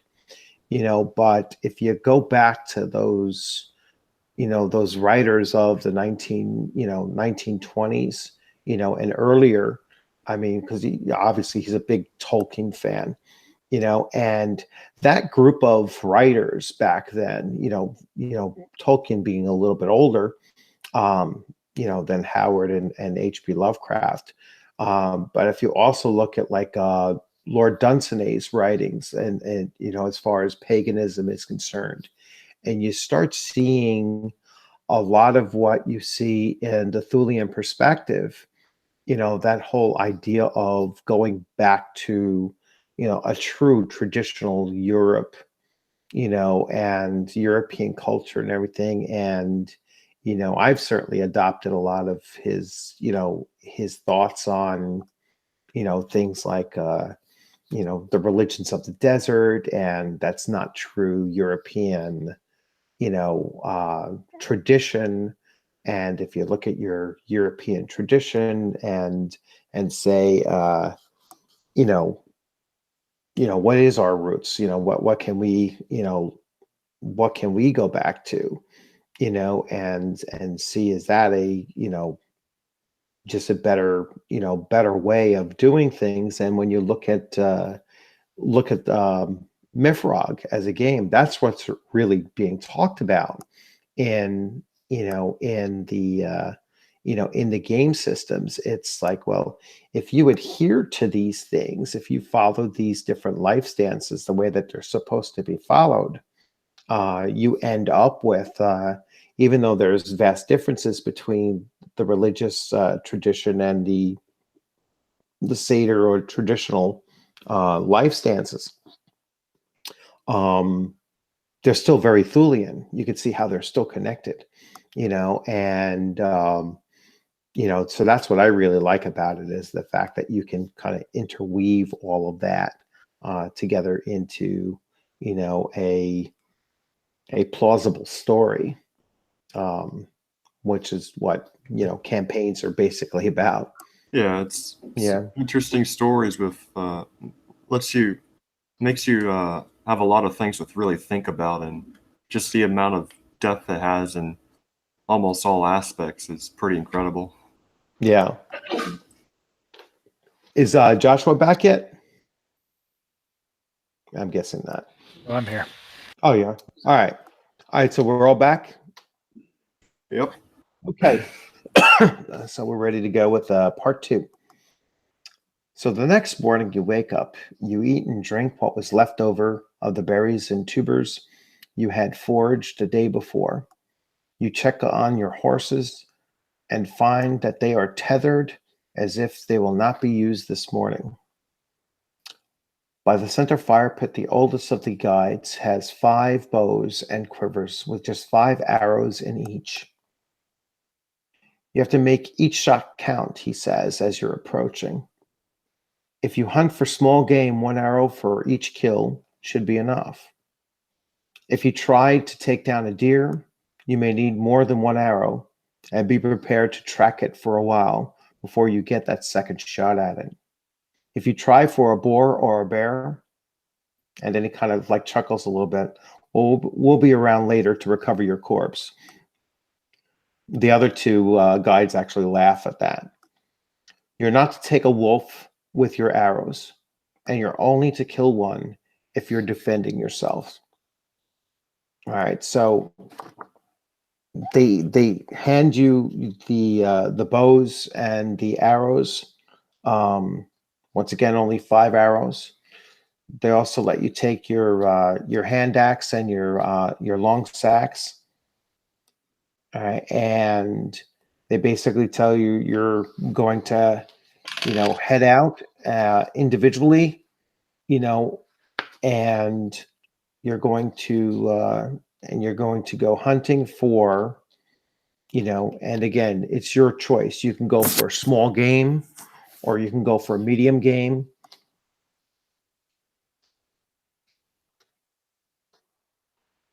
You only have 5 arrows, and they expect you to take down as much as you can with the resources that you have. Sounds simple enough. Yeah. What kind of bow are we using? Sorry. Say again? What kind of bow are we using? Long, short, composite? Which one? You're using the composites. All right. Thank you. So I'll talk with my fellows who are also participating in this challenge, and I'll say to them, now, if we work together, we could probably bring down something big. And I'll respond to him, well, it's never too early to give up. Yeah. Both of my guys, Well, in a good-natured way, they kind of look at him, and one of them says, "Yeah, if you were in charge, we wouldn't have even had rope." But then they kind of clap him on the shoulder and let him know that they're just joking, and they agree with Cassius. yeah, you're actually going to be judged on how much you each individually bring back. So this isn't a group effort, so much as it is how much do each of you bring back with your 5 arrows. Gotcha.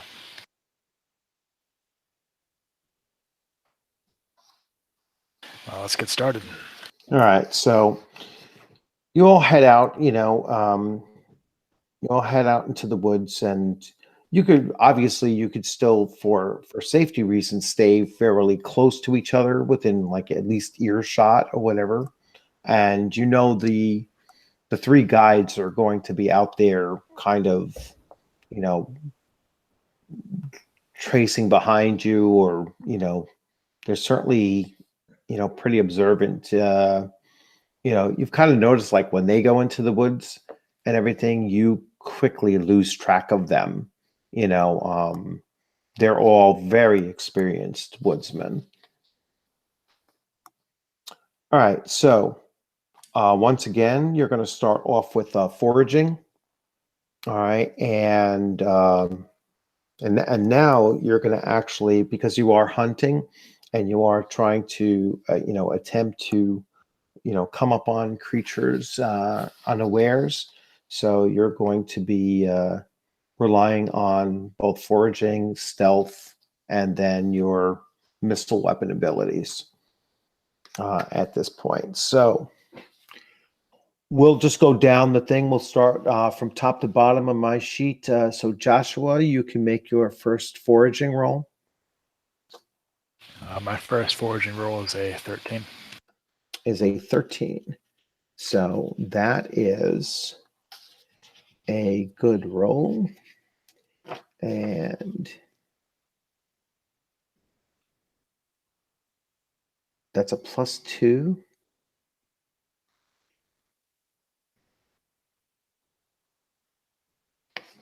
Okay, so you're the first one to do this. So foraging roll, that's a +2. You have a choice that you kind of find like two signs or sets of tracks. You find a set of tracks that's for small game. You find a set of tracks that is for medium game, as you're going along. But then you find another set that you can see has obvious obvious claw marks, as part of its footprints are concerned, but they're not massive in size. Can I make a tracking roll to try to identify the creature? Yes, you may.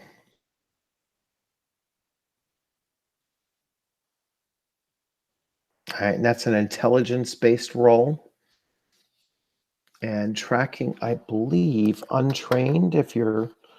-2. Yeah, you're -2, so... I have it trained. I'm a Oh, you have it civilian trained. hunter. Oh, perfect. So, Unfortunately, I rolled poorly. Just got a 7. a 7. All right. So you weren't quite able to identify it. I mean, you could tell it's certainly a predatory animal. You could tell that it's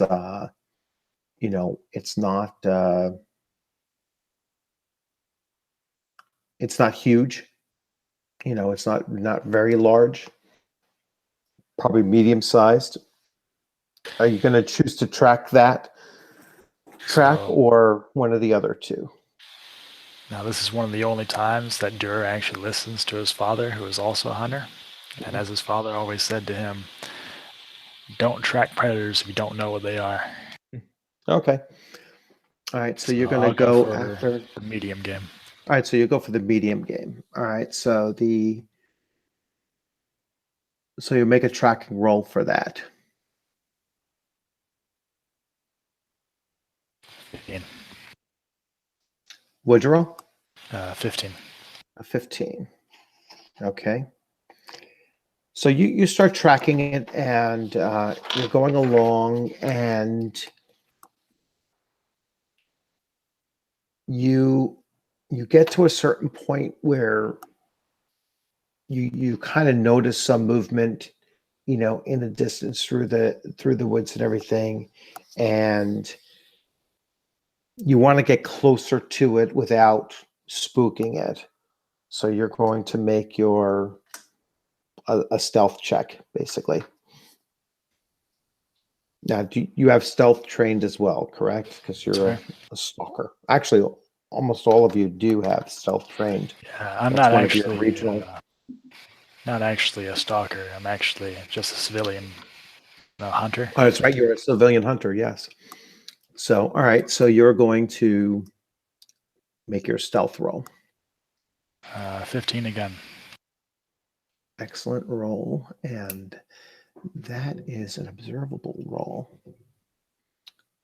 So so you're going to be at I believe, a +2 for.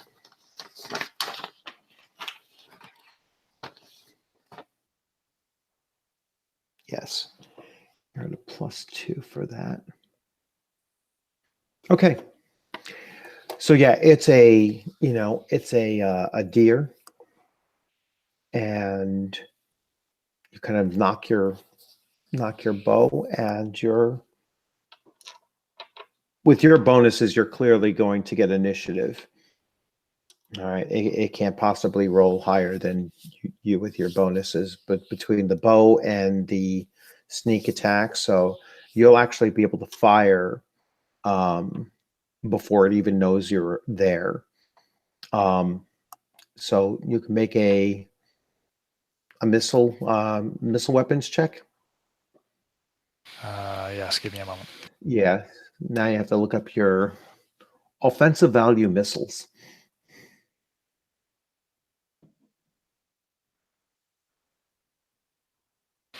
Will I be allowed to aim as an action before firing? Yes, because you have surprise. In that case, I have an 11. All right, you rolled an 11. Yes, sir. Okay.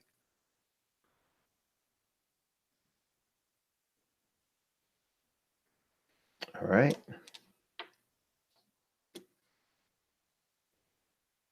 So you rolled damage. That is a hit. I do 2 points of damage. 2 points. Okay. Quick question. Quick question. I have a strength mod of +1. Is the bow fit for my strength? That is a good question. It's dexterity for bows, isn't it? Yeah. It's dexterity adds to adds to both, but you'd also add strength if the bow is tied to strength. So what's your dexterity bonus? Did you apply that to damage? I didn't apply dexterity to damage. I thought that was only for to hit, which is indirectly damage, of course. But I have a +1 strength mod. All right. So yeah, I would say that you have your bow set to that. So you did what, 3 points of damage then? Yes, sir. All right. So now you can roll initiative.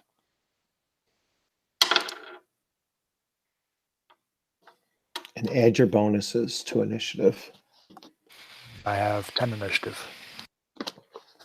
All right, you're going to go first. You'll get your second shot. I will not take time to aim because by that time it's going to scatter out of here. 16. Oof, Wow. that's a God good damn. hit. Yeah, so a 16. That's a good hit. So you're going to roll your damage +2 plus any other bonuses you have. That will be 8 damage. 8 damage. All right, it is dead. This will kill. All right, so you. I'll remark to myself, only 2 shots. Not bad. Yep, only 2 shots, and you bagged yourself a deer. All right. Golf clap. Yeah.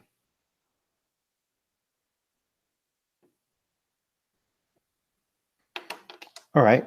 Next up is Tyrannus. All right. And my first thing is foraging. Mm-hmm. Oh God, Yes. got a -3. I'm gonna go back to just no cup, no paper, just throwing them all over the room because I seem to do better that way. Or not.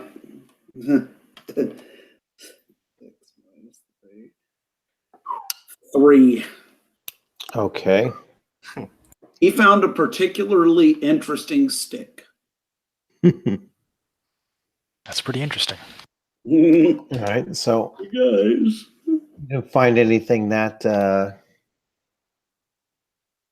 try around. All right. Your second character. All right. Let's see what Ozos can do.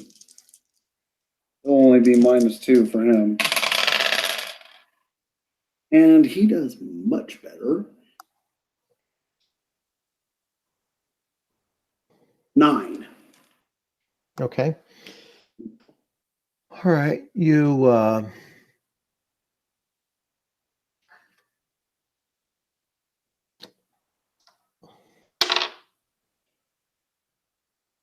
right. So you found some small game. Fortunately, you don't have to track small game. You just have to make a dex roll to creep up on it. Okay. He has a dexterity of +1, and he got a 10, so 11 total. All right. So that's +3 is that's a +1. That's good. And you can make your attack. And he's using the bow, correct? Yes. Okay. So a bow is for him. Okay, he has a bow is DX plus the strength mod, or D6 plus strength mod. So he's got a strength of plus mod of +2. Okay, so 5 total. All right. And you killed. All right. So you killed a small prey with 1 arrow. All right. Matt, you're up. For the foraging check, I got a 16 total. Okay. So that's a plus. That's a plus sufficient enough that you also spot, several different tracks, including a, medium-sized predator track. Okay. All right. I shall track down that All right. medium-sized gonna- predator. All right. So you're gonna make a tracking roll. That's intelligence based. All right. I got an 8. Okay. All right. So you are tracking this thing now. You think you're pretty sure it's a cat. Most likely, a smaller, a smaller type of predatory cat. It's likely a lynx. Okay. All right.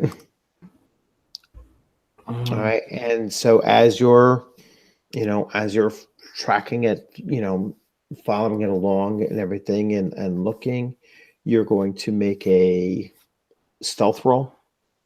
All right. Do you have stealth trained or? I have it in character. Oh roll. yeah. All right. So that's So- fine. So it's trained. Yes. I got a 10 total for the stealth roll. Okay. That's successful.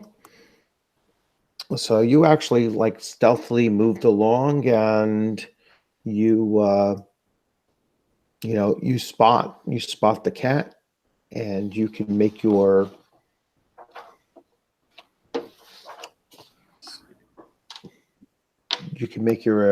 your attack, your surprise attack on it.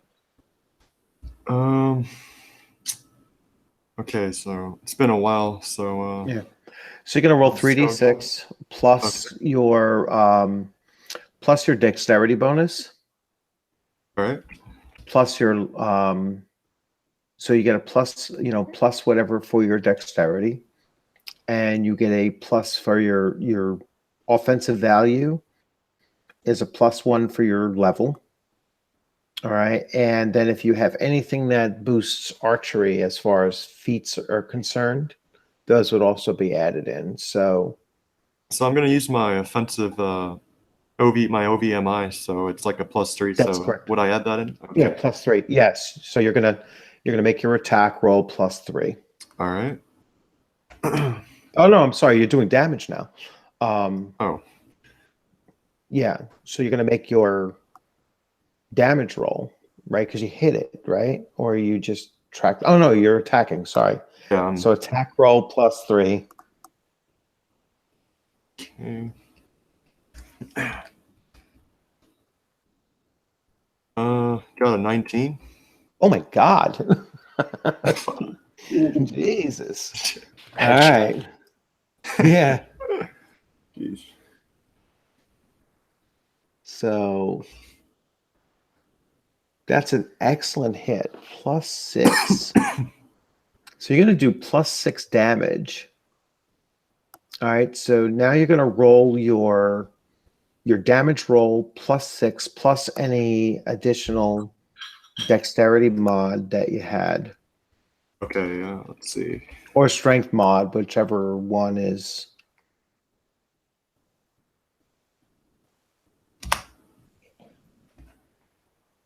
And for that, I got a 14.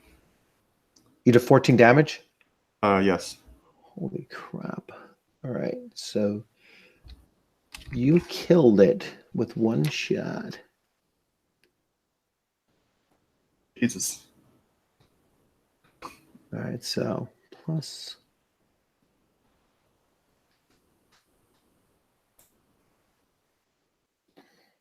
All right. So you killed the lynx with one shot. Predatory animal. All right. That's got to be some bonus points. Just perfect Yeah. shot, man. Yeah. All right. So. All right. I'm rolling for the what you call it, the other guy.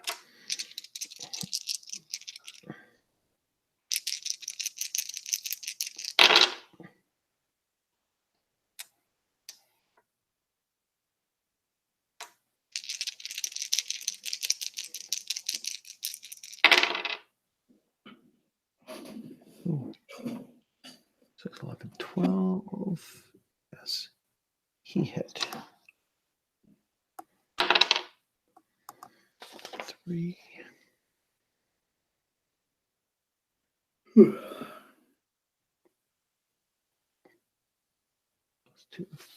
5. -1, 4.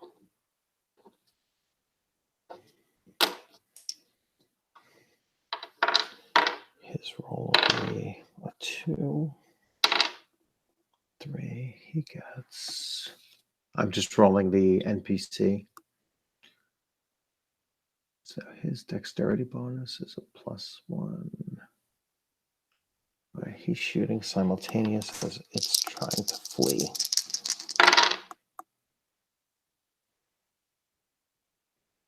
He just hit. He killed 2 arrows, 1 kill.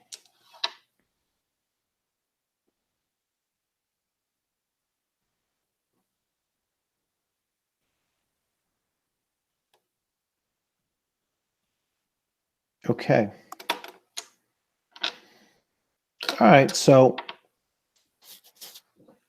you guys go out and you've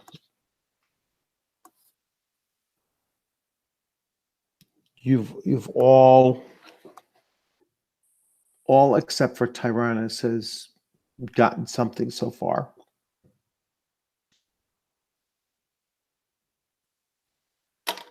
You all still have ammo left, and so you all set out for, another round of hunting. All right, we'll keep the same order. So Joshua, you fired 2 arrows, so you have 3 left. Yes, sir. All right, so you head on out there, and so you're making another foraging roll. 11. And 11. All right, let's see what you spotted. Oh, you still got medium. So you track down a medium game. All right, so now tracking roll. 11 again. Okay, and now a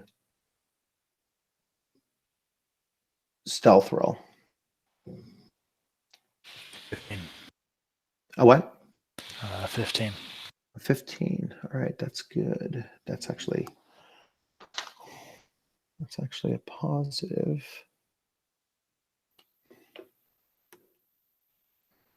Okay. You'll get so once again, it's another deer, and you manage to creep up on it close enough that you'll be able to get a good shot on it, and hopefully you'll take it down with 1 arrow. But if not, you're pretty confident that you'll probably get a second shot at it before it can flee. So make your attack roll. I'll use the stealth advantage to take aim for a round before finally firing. All right. I got a 12. A 12. All right, that's a hit. All right, and you roll damage. 7. 7. Yep, 1d6 plus 1. 1 shot, 1 kill. All right, so it is down. Very nice. All right, next is Tyrannus, you're up. Foraging. Yeah, so you used how many arrows so far? None. Tyrannus He did. didn't find anything. Yeah, that's right. He didn't find anything. And There we go. foraging. 9, 10, foraging. 7. 7, okay.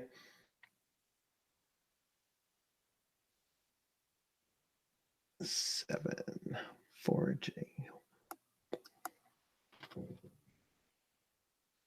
Nope, still didn't find anything. All right, your second character. Also has will only be a -2 for him.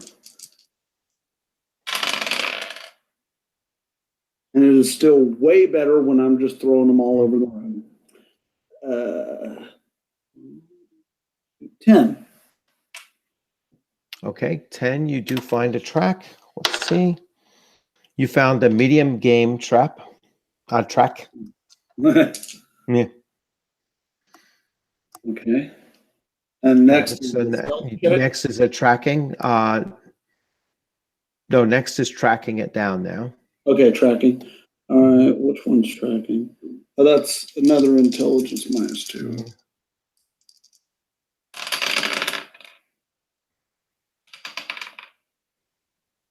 Let's see, 9 and 8. All right, that just makes it actually. So now, so you've tracked it down. Now you're going to try to stealth your way in closer. Okay. Got a Any 30 plus 1. So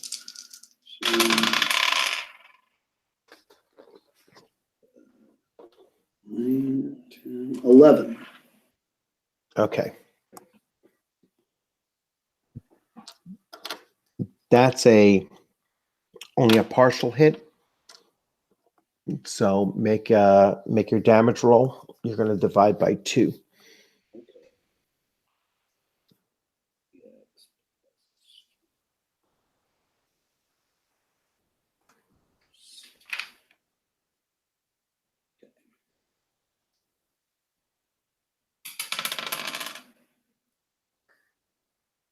So 3 divided by 2. We're 1.5. All right, so that'll round up to 2. So it's still up. Make an initiative roll. All right.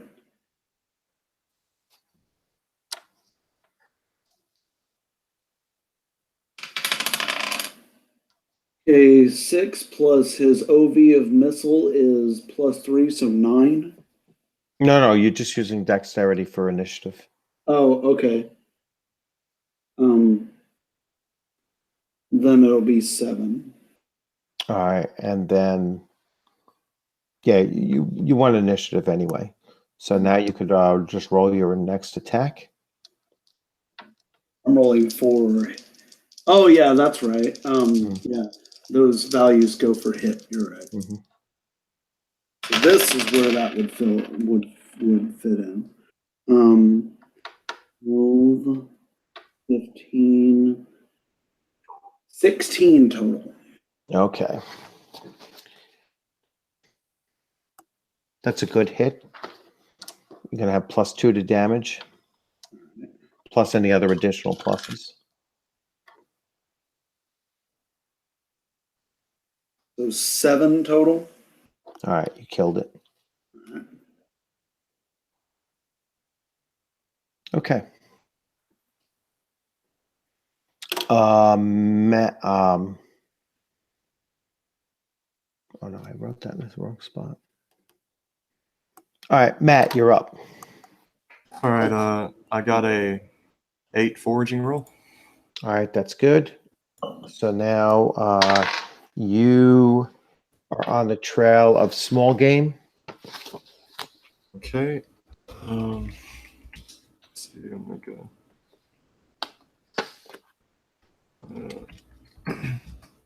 And I want to track that, so I got a 12 for that.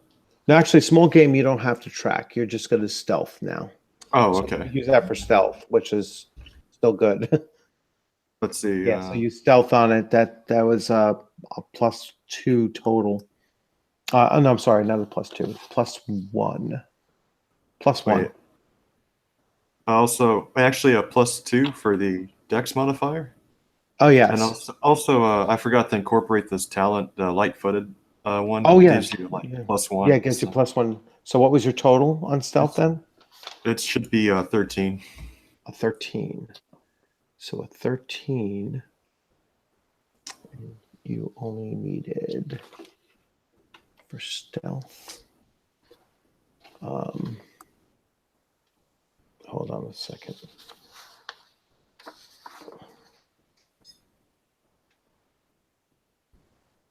Oh, so that's a total of a plus 5. So you were 5 above what you needed. So that's going to be a good stealth. So that's plus 2. All right. All right. So now you're going to get to attack it. I want to aim at it. So what's the modifier for that? Aim is Should be a +1, I think. yes, it's plus 1. All right. And I got a total of 13. 13. All right, that's a hit. With your damage, I mean, your damage bonus is how many? What's your dexterity bonus? Say plus 2.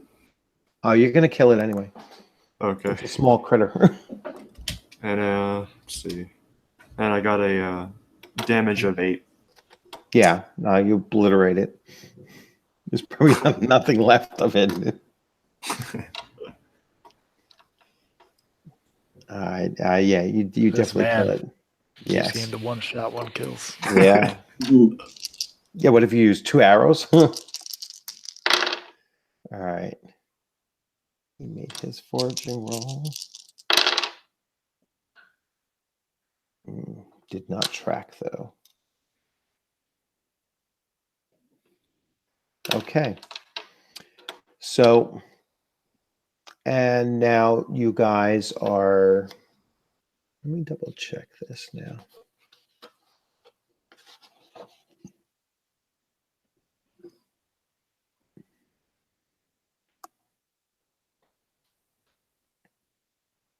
Okay. So having spent the greater part of the day of this day hunting, you make your way back to the camp with your trophies. Once you arrive, you notice that it doesn't matter. That's all right. So once all 5 of you are present, the old guide, and the other 2, they start to inspect your kills, and they look at your remaining arrows. And let's see. So definitely, We all know who the winner is. yeah. Joshua took this one down, hands down. All right. Oh, really? I thought it was going to be Tassius. Because you brought in, like, I think more food worth or whatever. Wait, Joshua brought down.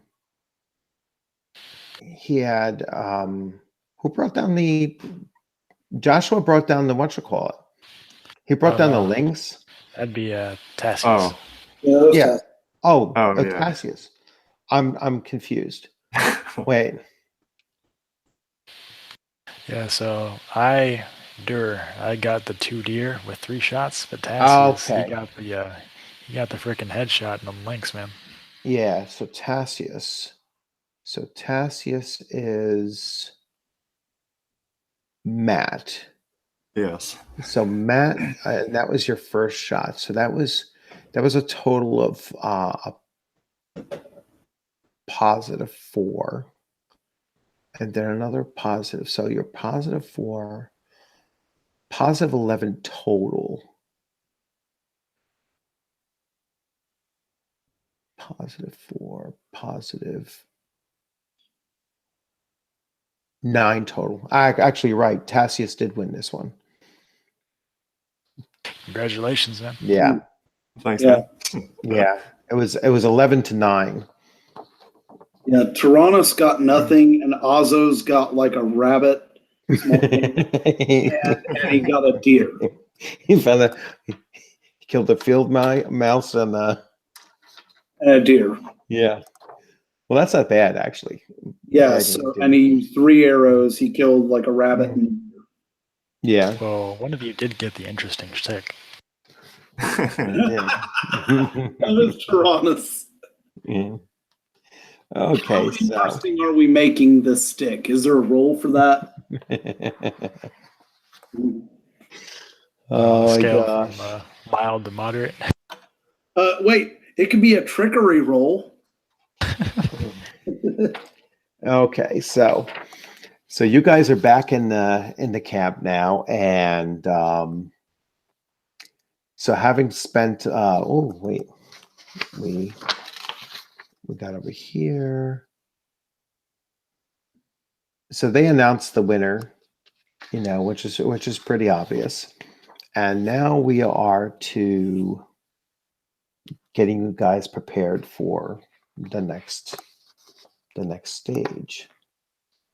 What happens on my picture? Oh, there it is. So they tell you, listen, get some rest.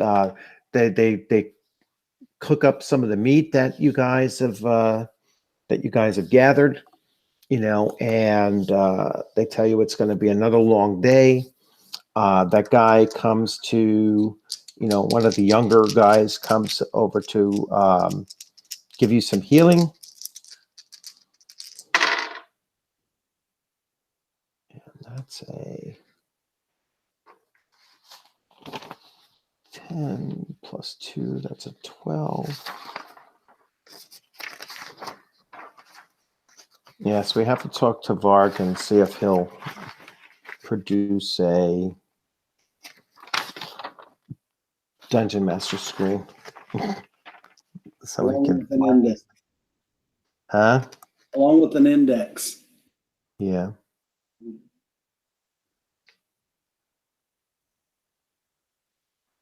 Throw money at him. Make an index. He doesn't care about money. Yeah. Yeah. Well, He so it was, says everybody cares about money. he was offered the 300 pounds to do 2 live shows in London, and he turned it down. That's how little he cares about money. 300 pounds? Yeah, so that's about 1.5 times dollars. So about $500,000. Oh, 300,000 pounds. Yeah. Oh, you said 300 pounds. Oh, yeah, no, Okay. 300,000 pounds. He is so adamant about not playing live that someone offered him about $500,000 for 2 live performances in London. What the hell? I lost the freaking healing chart. Dude doesn't care about money. I lost the damn healing chart. Right on to me. Oh, Varg. No, it's yellow. Oh, wait, maybe here it is. Here it is. So you gain the 1 point for natural healing and another point for what he just did, plus your constitution bonus. Very nice. I'm almost back to full. Very good. All right. So next morning.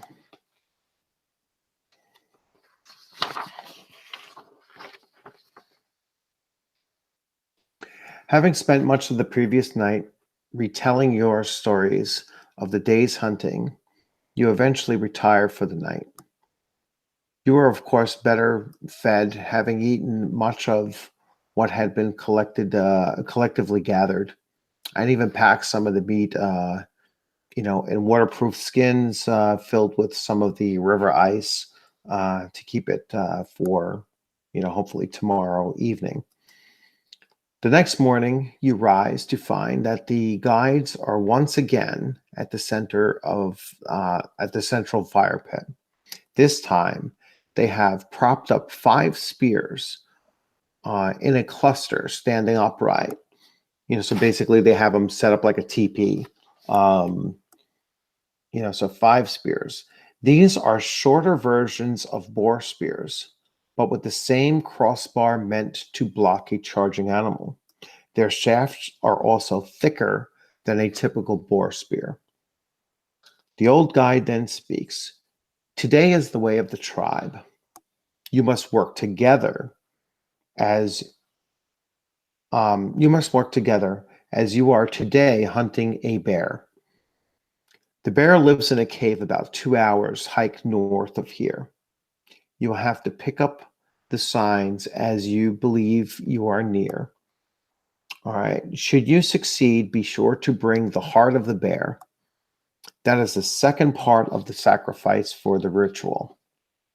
All right. So now this is the first time that they're sending you out and you're going out to function as a team. And so that means whoever's the best forager, the best tracker, and the stealthiest person is going out there. You're all armed with these spears, so no bows. The spears are somewhat shorter versions of a boar spear, but heftier. All right, so they're much more more sturdy. Might as well call him a bear spear. Yeah, you could throw it, although then you won't have one if you throw it. So You have a uh, backup weapon. yeah, you do have your backup weapons. You do have your long axes and your hand axes as well. Okay, so just the bows have been taken away, Just the bows have been taken. Yes. which you're not going to damage a bear much with a bow anyway. Well, you potentially could, but they want you to mix it up a little bit, I guess, for added challenge. Show that we're more than just bowmen. Yes, Yeah. that you're real men. Remember, this is to prove that you're real Okay. men. My warriors will finally Yeah. be able to do something now. Yeah, yeah. Now you're using melee weapons. Okay, here we go, because we all know Mhm. I can't do crap for checks, but man, I can do combat. All right, so now you're heading on out, and once again, you're going to make a like a foraging check. So whomever is the best at foraging can make this check. So anyone got a +1 mod? Nope, not me. Yeah. I have foraging trained, but no intelligence modifier. Same. All right, so that's That'd be-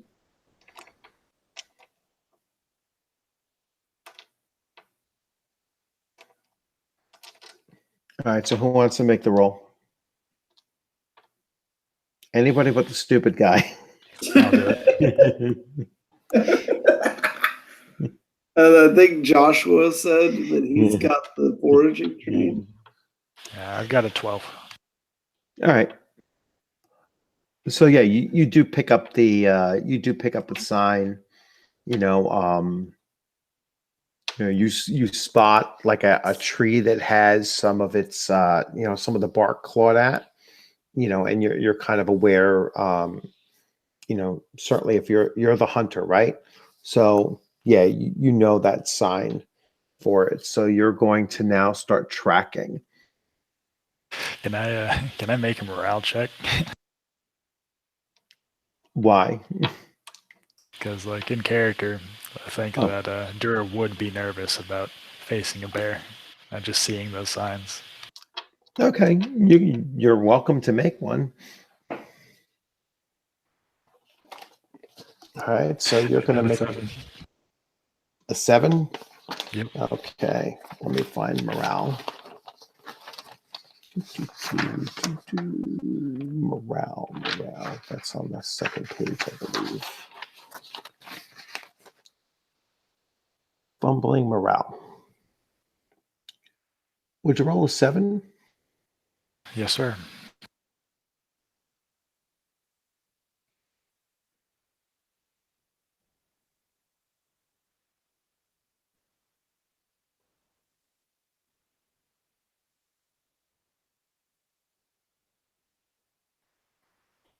Let's see.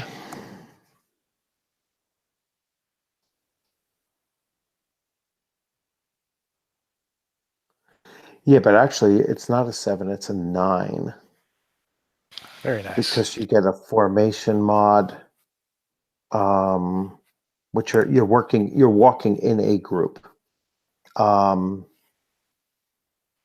Yes, surely the 5 of us can take one bear. Yeah. So yeah, you're fine.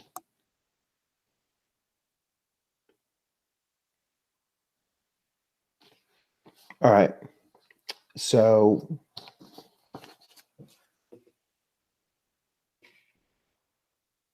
now you're going to attempt to move in on it stealthily. All right. So you're tracking it, and as you get closer, you actually see the where its cave is likely, and you're going to try to sneak up on it. And you all need to make this roll because you're all approaching it anyway. So we'll go with Joshua first. I keep getting 15s on stealth. Wow. All right, so that's a +3, I believe. Let's see. It's higher than you need, and it is a +2. So +2. So you're definitely stealthed. All right, Tyrannus, making a dexterity stealth check.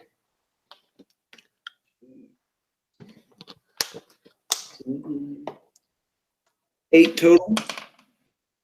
All right, 8 total.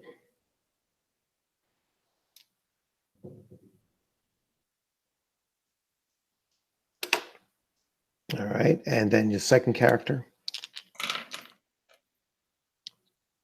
We got 12 total. All right.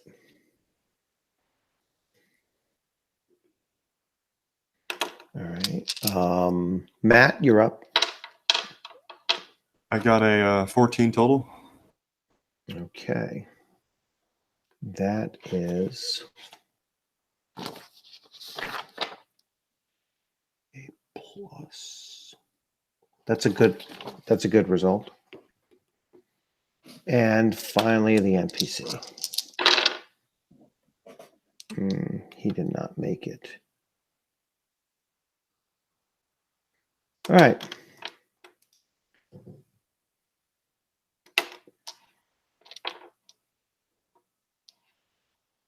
It's initiative. All right. And let me write down. So. All right. So just roll D6, add your pluses to it. Your dexterity bonuses. So now I'm just going to write down initiative. So Joshua, would you roll for initiative? I have an 11. An 11. All right. Tyrannus, would you roll for initiative? Tyrannus has a 2 and Ozos has a 3. All right. Matt? How do you roll for that again? It's D6 plus dexterity bonus. Oh, okay. I got a. Let's see. And also your weapon modifier. Yeah, any weapon modifier. My weapon modifier. Let's see. These are short spears.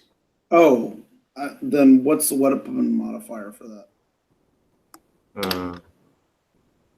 For a spear? Let's see. I think they fall in the long-reaching weapon category. Yes. Yeah. So what is it? A +2 or 4? Let's see.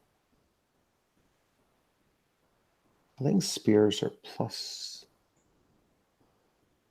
It should be +4 +1? or +4. +4. Yeah. So +4. Okay, then Tyrannus would be 6 and Ozos would be 7. And Alright. I have Yeah. a. 15 then. Yes. For me, it's a 11. So. Yeah, I counted the +4 in my roll already, so it's still Okay. just 11. Oh, it's just 11. And for you, it's 11. And for this guy, it is a 2 + 4, 6. And the bear is, you are all going first. All right. So Joshua, you and Matt are attacking simultaneously.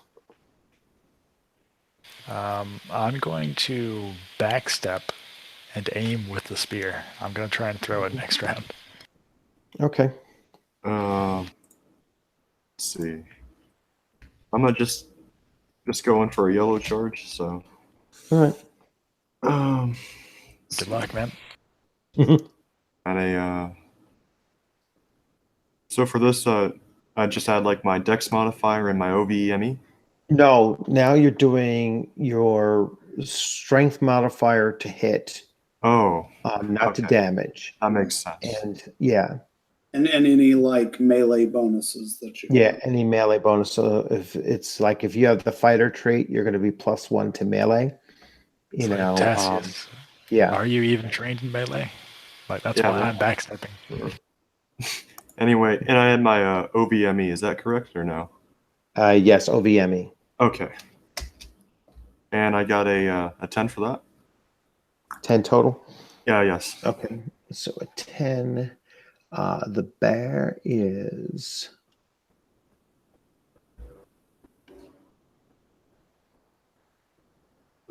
Oh, that still missed. All right, so that missed the bear. Rip. All right, Matt, you go. You were throwing, right, Matt?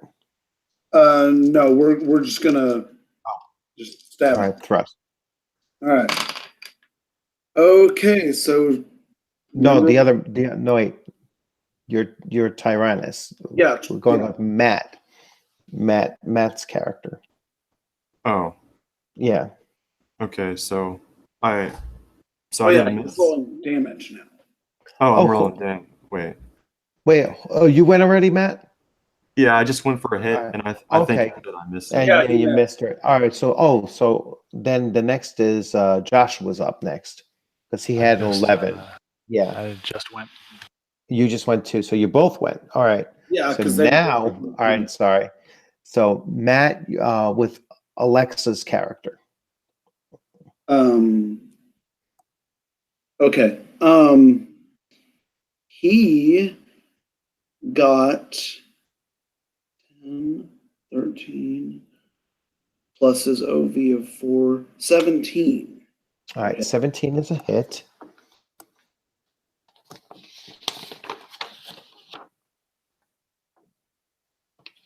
'17's a hit. It is a good hit. That's going to be +2 Okay, so to plus- damage. So a Yes. spear is D8 plus 1, so that's plus Yes. 3 total. Yes. Well, a 9 total. 9 points of Yeah. damage. Okay. There's what I was 9 saying. Like, points. I can't do checks worth a damn, but once combat starts, here we go. All right, and next up is your other character, and the NPC is going to go too. So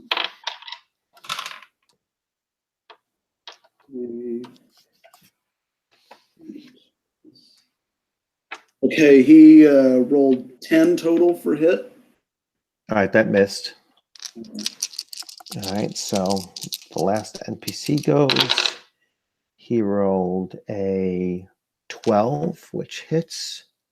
Actually, he rolled a 16. So he was +4. He's going to do 2 points of 2 extra. Or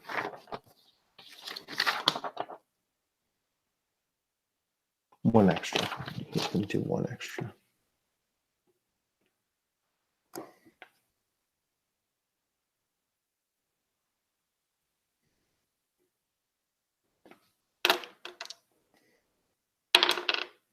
Oh, that's D8. Where's my D8?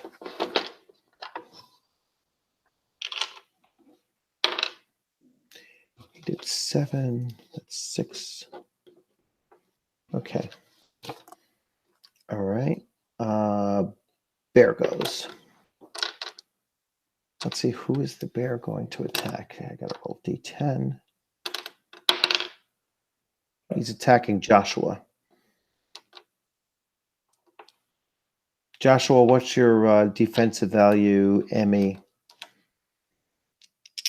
Oh boy, this is going to be fun. My defense value in ME is a 9 unmodified. Okay. And of course, I'm trying to aim with the spear. So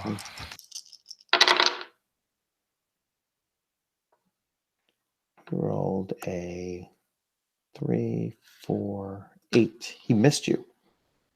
wow. Yeah, you're lucky. He rolled low. Missed you. So All right. yeah, I'm glad I was backstepping then. Yeah, so that's probably what saved you. All right, we're gonna maintain initiative since nothing has really lopsidedly happened. So we'll go with Joshua. You're up first. All right. What? So- Well, you threw your spear, right? Oh, no, I'm aiming it. Oh, you're aiming it. Okay. So for my action, I'm going to try and run around the bear and throw it. Okay.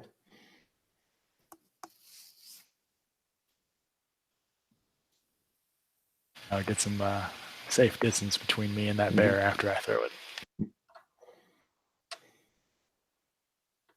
That will be a 12. A 12 is. Now you threw it, right? So that's a. Yes, sir. So you threw it. So they're well, that's good because their DVMI is actually lower because of the size. So it's easier to hit them when they're lower like that. So would you roll 12 total? You're Yes, going to sir. do an additional. That's a good hit. So you're going to do a +2 damage on that. And the spear does a d8 plus 1 thrown. Yes. That'll be 6 damage. 6 damage +2, 6 damage, so 5, 45. All right. Next up is Matt. You're up. All right. I'm making another attempt to hit the bear. So Okay. let's see here. And I got an 8. An 8. Nope. All right. So he missed again. Next up is Tyrannus. You're up. Once.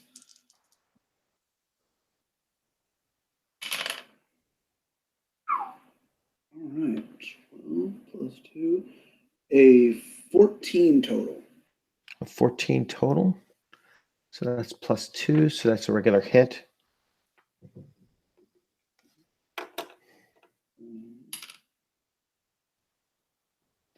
8 total on damage. So 7, that would be 38. All right, and your last guy rolled a 6, 10, 13. His he rolled a 17. 17. He rolled a 17.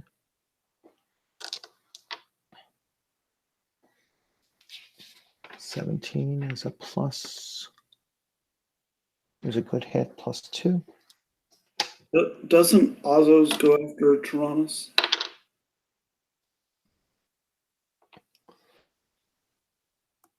He didn't. Oh yeah, he did. He was supposed to. All right, well, I'll have him go next. Okay. 3 + 2, 5. So 4.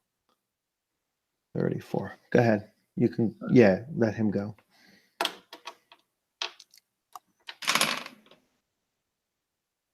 Right. 9, 12, 16 total. All right. So a 16 is a +4 hit.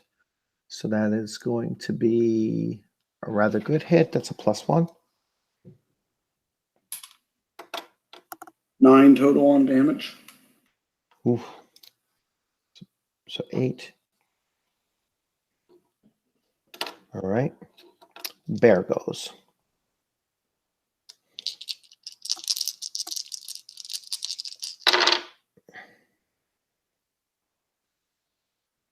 An 11.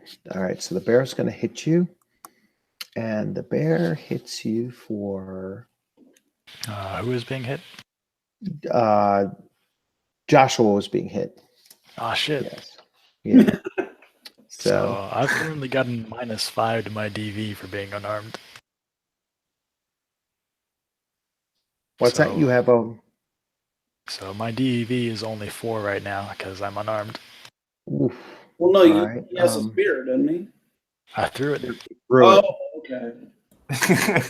So DVE -4. So that means he rolled. And you were 9, right? So initially you were a 9. So Yeah, so my new DV is 5 or 4. yeah, so your New DV is 4. 5. All right. So he's going to do +2 damage.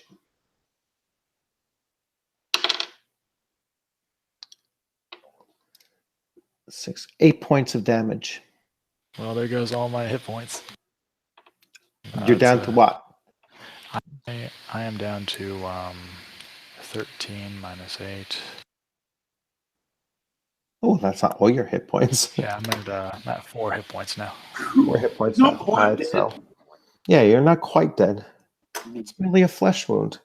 10 with a scratch. I'll put my combatives class to good use. You've Alright. been knocked down. Yeah, you've been knocked down. So he hit you, and let's see. We will check. We'll check. Just so you know, Joshua, I'm not going to try to heal you. If you try to Better not. I'm gonna stab you in the eye if you try to. Well, Watch me, like, if I had tried to heal him, roll like an 18 or something. well, it's just an average result. It's impossible for you to kill me. How about that? I still have 4 hit points Actually, left. he didn't knock you down though. All Oh, right. that's good. Yeah. It was a torso hit, so he kind of slashed you across your chest with his claws, and certainly pushed you back. But all right, it is initiative, not initiative. Next round. So Joshua, you're up. You know, you Alright, just so, got hit. Yeah, I just got slashed across the chest.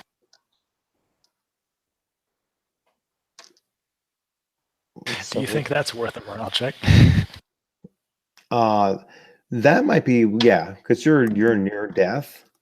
I mean, like one more big solid hit like that, so you can make a morale roll. I got a 10. You got a 10. So morale roll of 10 means that no consequence greater than 9. So All right. you're good.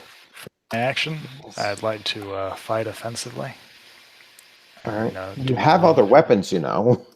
Yes. I'm going to Yeah. draw that long axe. Yeah, I would think so. All right. So that's going to be your action for this round. All right. So next up is Matt. Matt, you attack. Okay, I'm gonna try to make my third attempt to hit this guy. Mm-hmm. You can do it. I got a 6. Get out of here, Jesus Christ. Keeps getting worse. Yeah. Jesus. All right.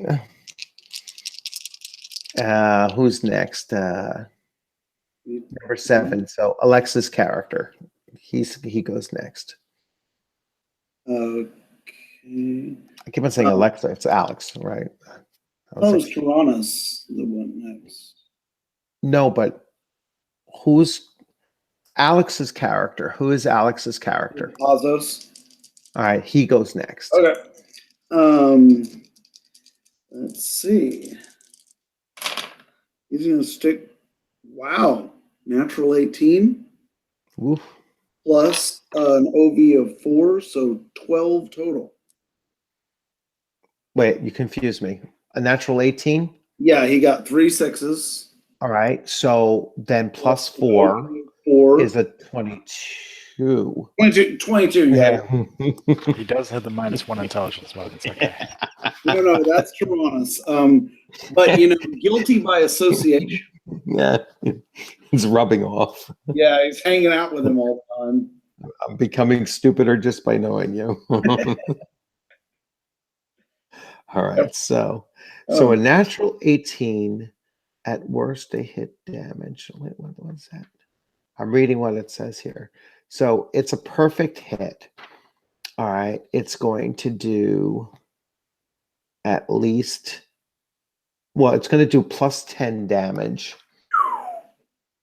And that's really plus 11 because it's a D8 plus 1. Yeah. So basically death? No, it's not basically death. You have to still roll your damage. 18 total. It was a 7 plus 11, 18 total. All right, so 17 total. It's I rolled a 7, and then it was plus 11 All with right. all the modifiers, so that's 18, isn't Yeah. it? So let me see It's the where. best so far. Yeah, that's certainly the best hit. Whose character was that? That was That was Ozos, all right, so- Alex's.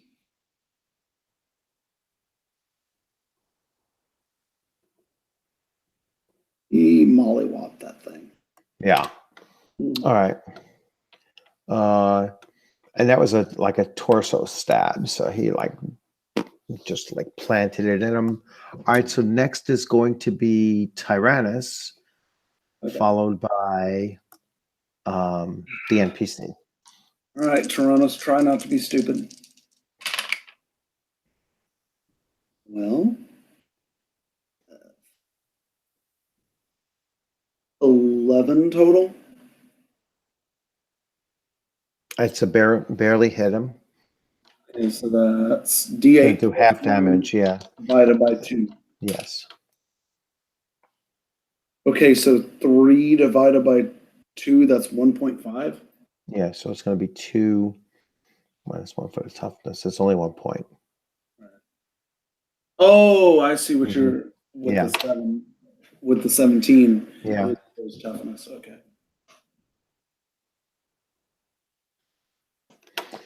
All right. It is NPC.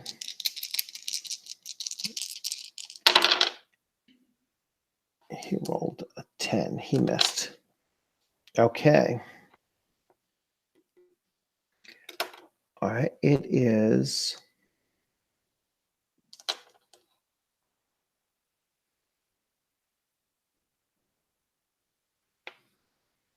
All right, Joshua, you're up.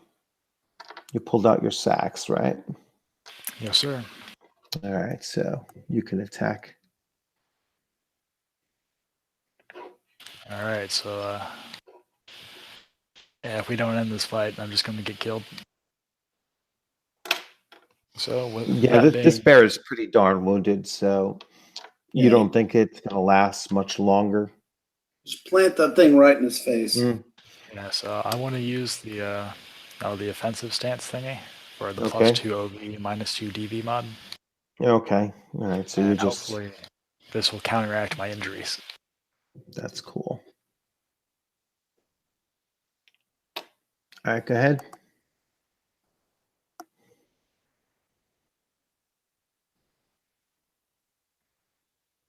Did not counteract my injuries. I got a 5. Okay. So you missed. I was hoping you would stab it right in the eye. Yeah, it's All more right. like I start wildly flailing at it because I'm untrained Right. in melee. Matt, you're up. All right. I'm going to go for my 4th attempt to hit this guy. Oh, my God. Got a 10. A 10 just missed. Oh. You cannot hit this bear. All All right. right. Next is On you. yeah, Kill that thing. Alex's character. And well, 16 total. 16. So that's a +4. That's a +1. Okay, so a +2 since it's D8 +1. Mhm. 8 total for damage. And he killed the bear. See, I can't do the checks worth a damn, but can't roll initiative. But once combat starts, Saved my life, dude. Okay. So you have taken out the bear. All right. Now remember, you have to cut the bear's heart out. oh, Yes. So that was one of the thingies. So let's see. At the conclusion of the battle, it requires some use of healing. All right. And potentially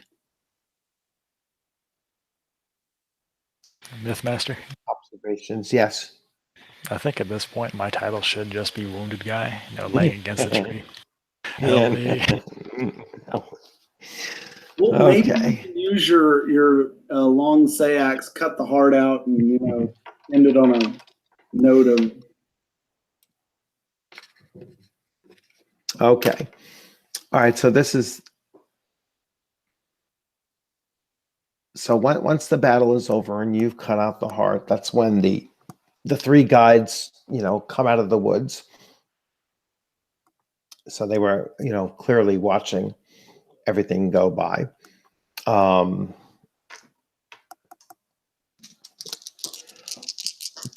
one healer guy will try to heal you up a little bit. He rolled a 14. Yes, he rolled a 14. So healing 14. Quick, Joshua, make a Star Wars reference.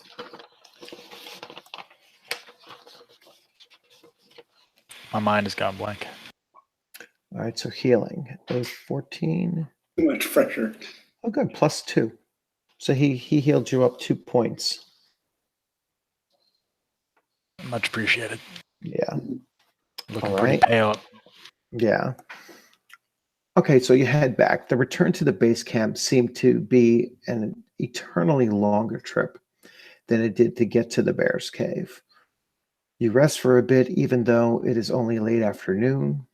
The guide's assistant taking care of any of your wounds, which he's already done, as they, they didn't get involved earlier on, like during the combat. So you know that they were just kind of watching. All right, the old guy informs you that there is only one final step remaining. He says, we'll break down this camp and travel to the dolmen of Tamura. Once there, we'll be joined by the tribal leaders. All right, so you can all make a skill check for world lore. That's intelligence. I guarantee you not one of you have it as a trained skill. All right. We know Tyrannus is going to Yeah. I got a 1. Okay. Joshua, Yeah, 1. a 1. All right. Tyrannus, Tyrannus got a 3 total. 3 total. And All right. Alex, he got a 10. a 10. So that's -1, right? Or 10 total. 10 total. Oh, all right. He's going to know something. All right. Matt, I got a 11. okay, you know something. And the NPC. The NPC rolled a 9. Minus world lore is a minus blah blah blah. I just lost it. Where did I lose it? That's -5. All right, so he got a 4. No, he didn't know anything either. All right, so for those of you that know, all right, so you just know that Tamara is was like an ancient or perhaps the first sorceress of the Almapian tribe. And so you're going to her dolmen. And if you're not familiar with a dolmen is an ancient burial site. So this must be the place where you're going to finalize your your rites of passage. All right, so let me tally up everything. So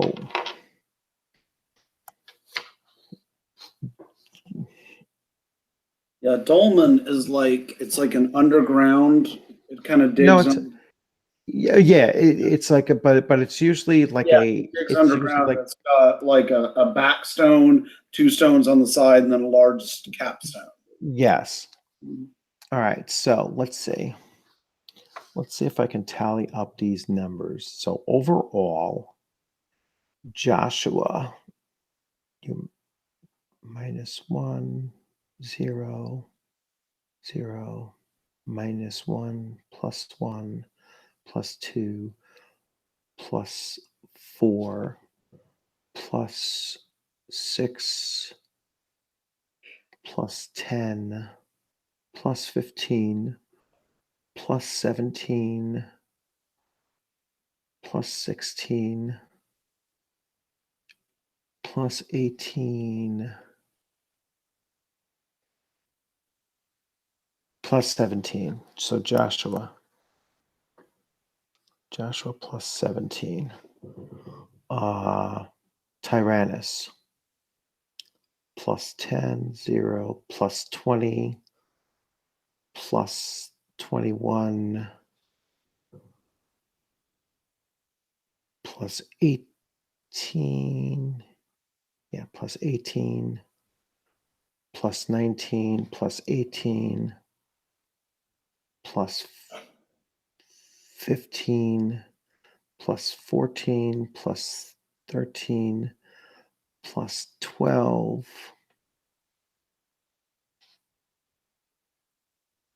plus 12. So that's Tyrannus. All right, Alex, plus 2, plus 4, plus 5, plus 4, plus 5, plus 4, plus 5, plus 7, plus 9, plus 10, plus 20, plus 21. All right, Matt. Plus 10 minus 8, plus 10, plus 8, plus 9, plus 13, plus 12, plus 16, plus 19, plus 20, 19, 18, 17, 16, plus 16. And finally, NPC plus 4, plus 5, plus 6, 7, plus 8, plus 7, plus 10, plus 9, plus 8, plus 9, plus 11, plus 10, plus 10. And so the winner is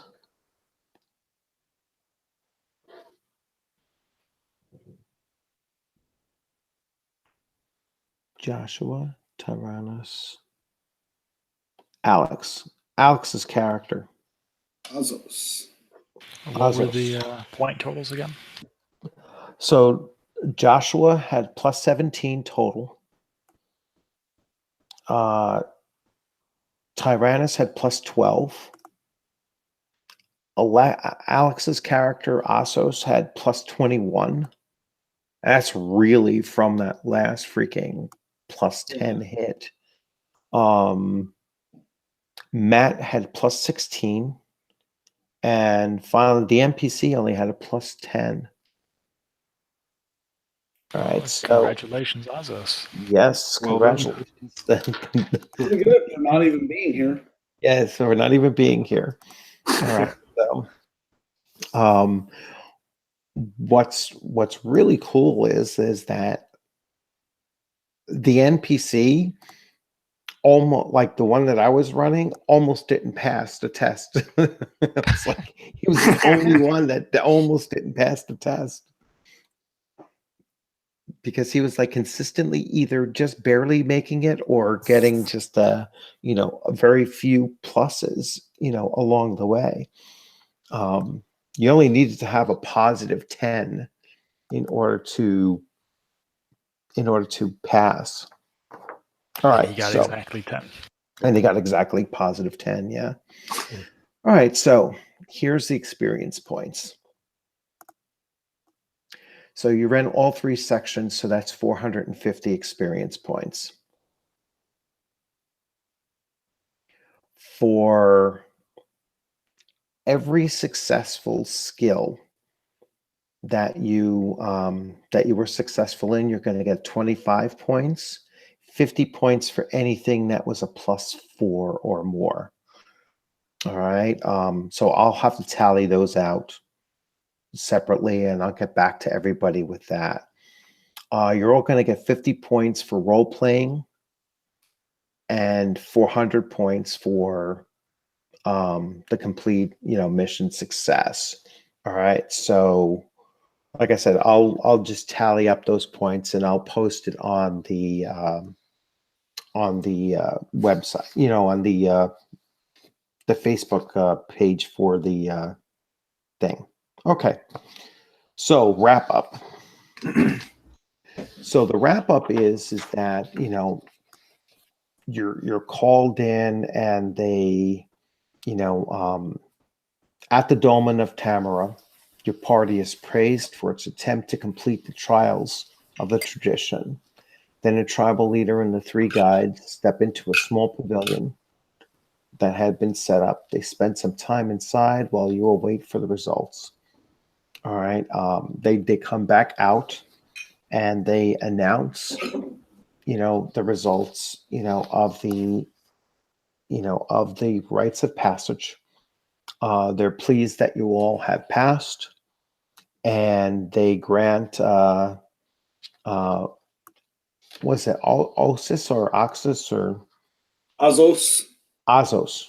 They grant Azos the winning prize, and that prize is a black quartz pennant carved in the shape of a wolf's head. And if you're at all familiar, game wise with the with what black onyx, what black quartz does is it's a semi-precious stone, and it grants a +1 to stealth rolls. And they of course confer upon all of you your proper status as as real men, and you take on your family status, whatever that happens to be. And for the most part, I mean, once I tally up everything, I mean, you're going to have gained 859. You're going to end up gaining over 1,000 experience points total from the adventure. It's very nice. Yeah.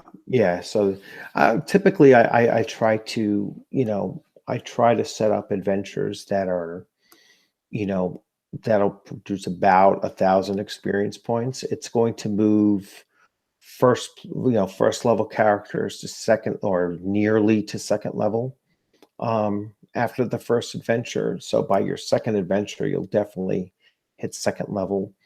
And then overall, obviously it starts to slow down once you start getting to those higher levels.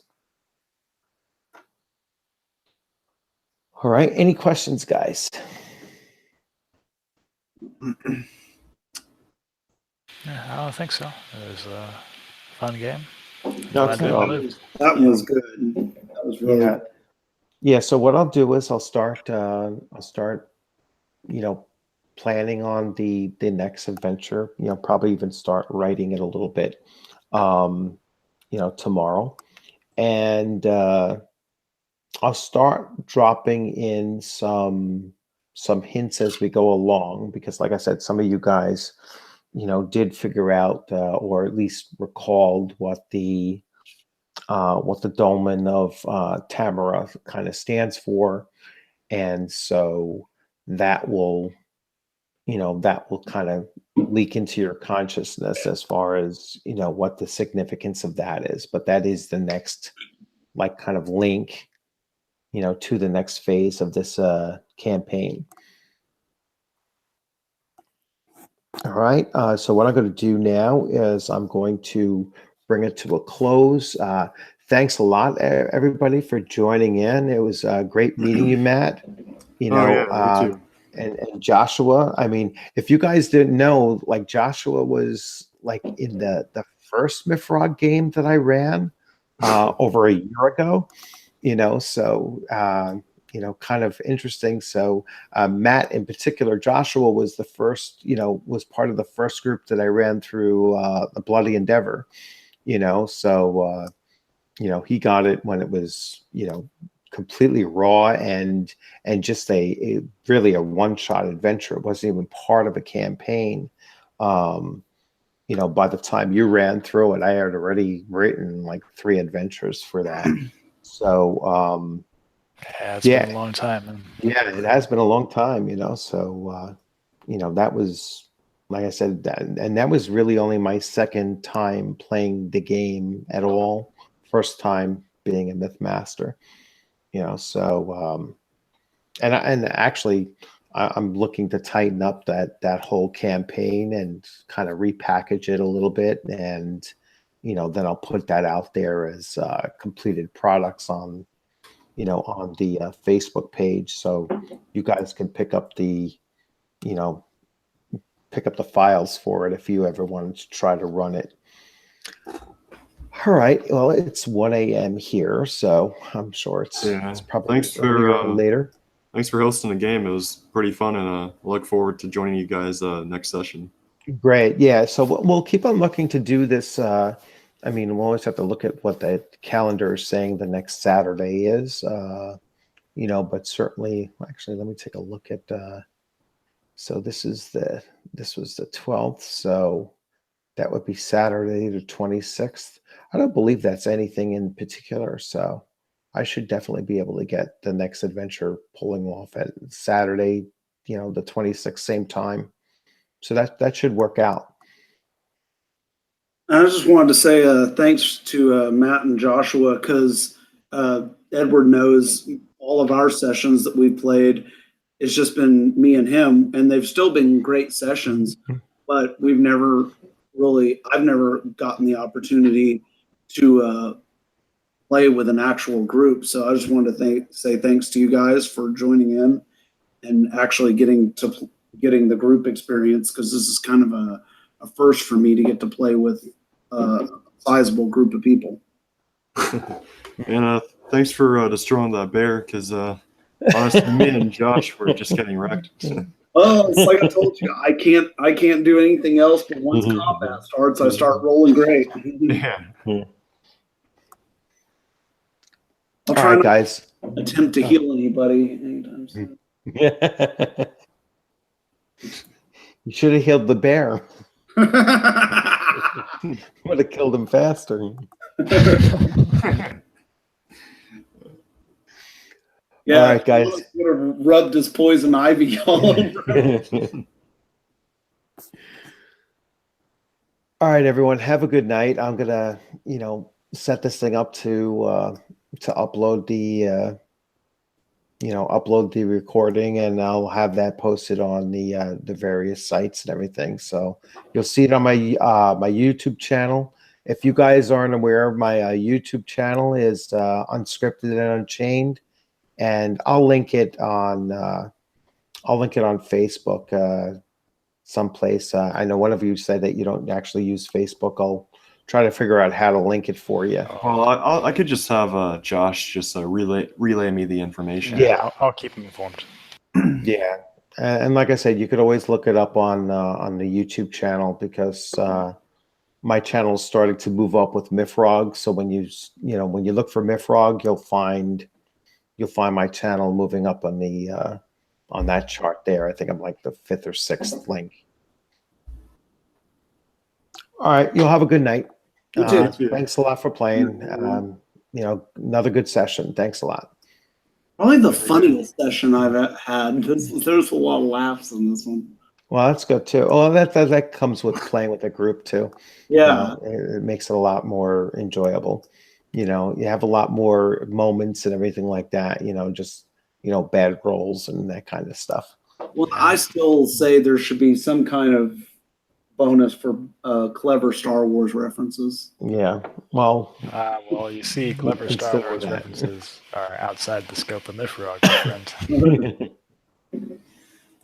all right. So I'm going to stop the recording. We don't have to shut down the room, but I'm just going to stop the recording so it doesn't get too long. Farewell, YouTube. Bye.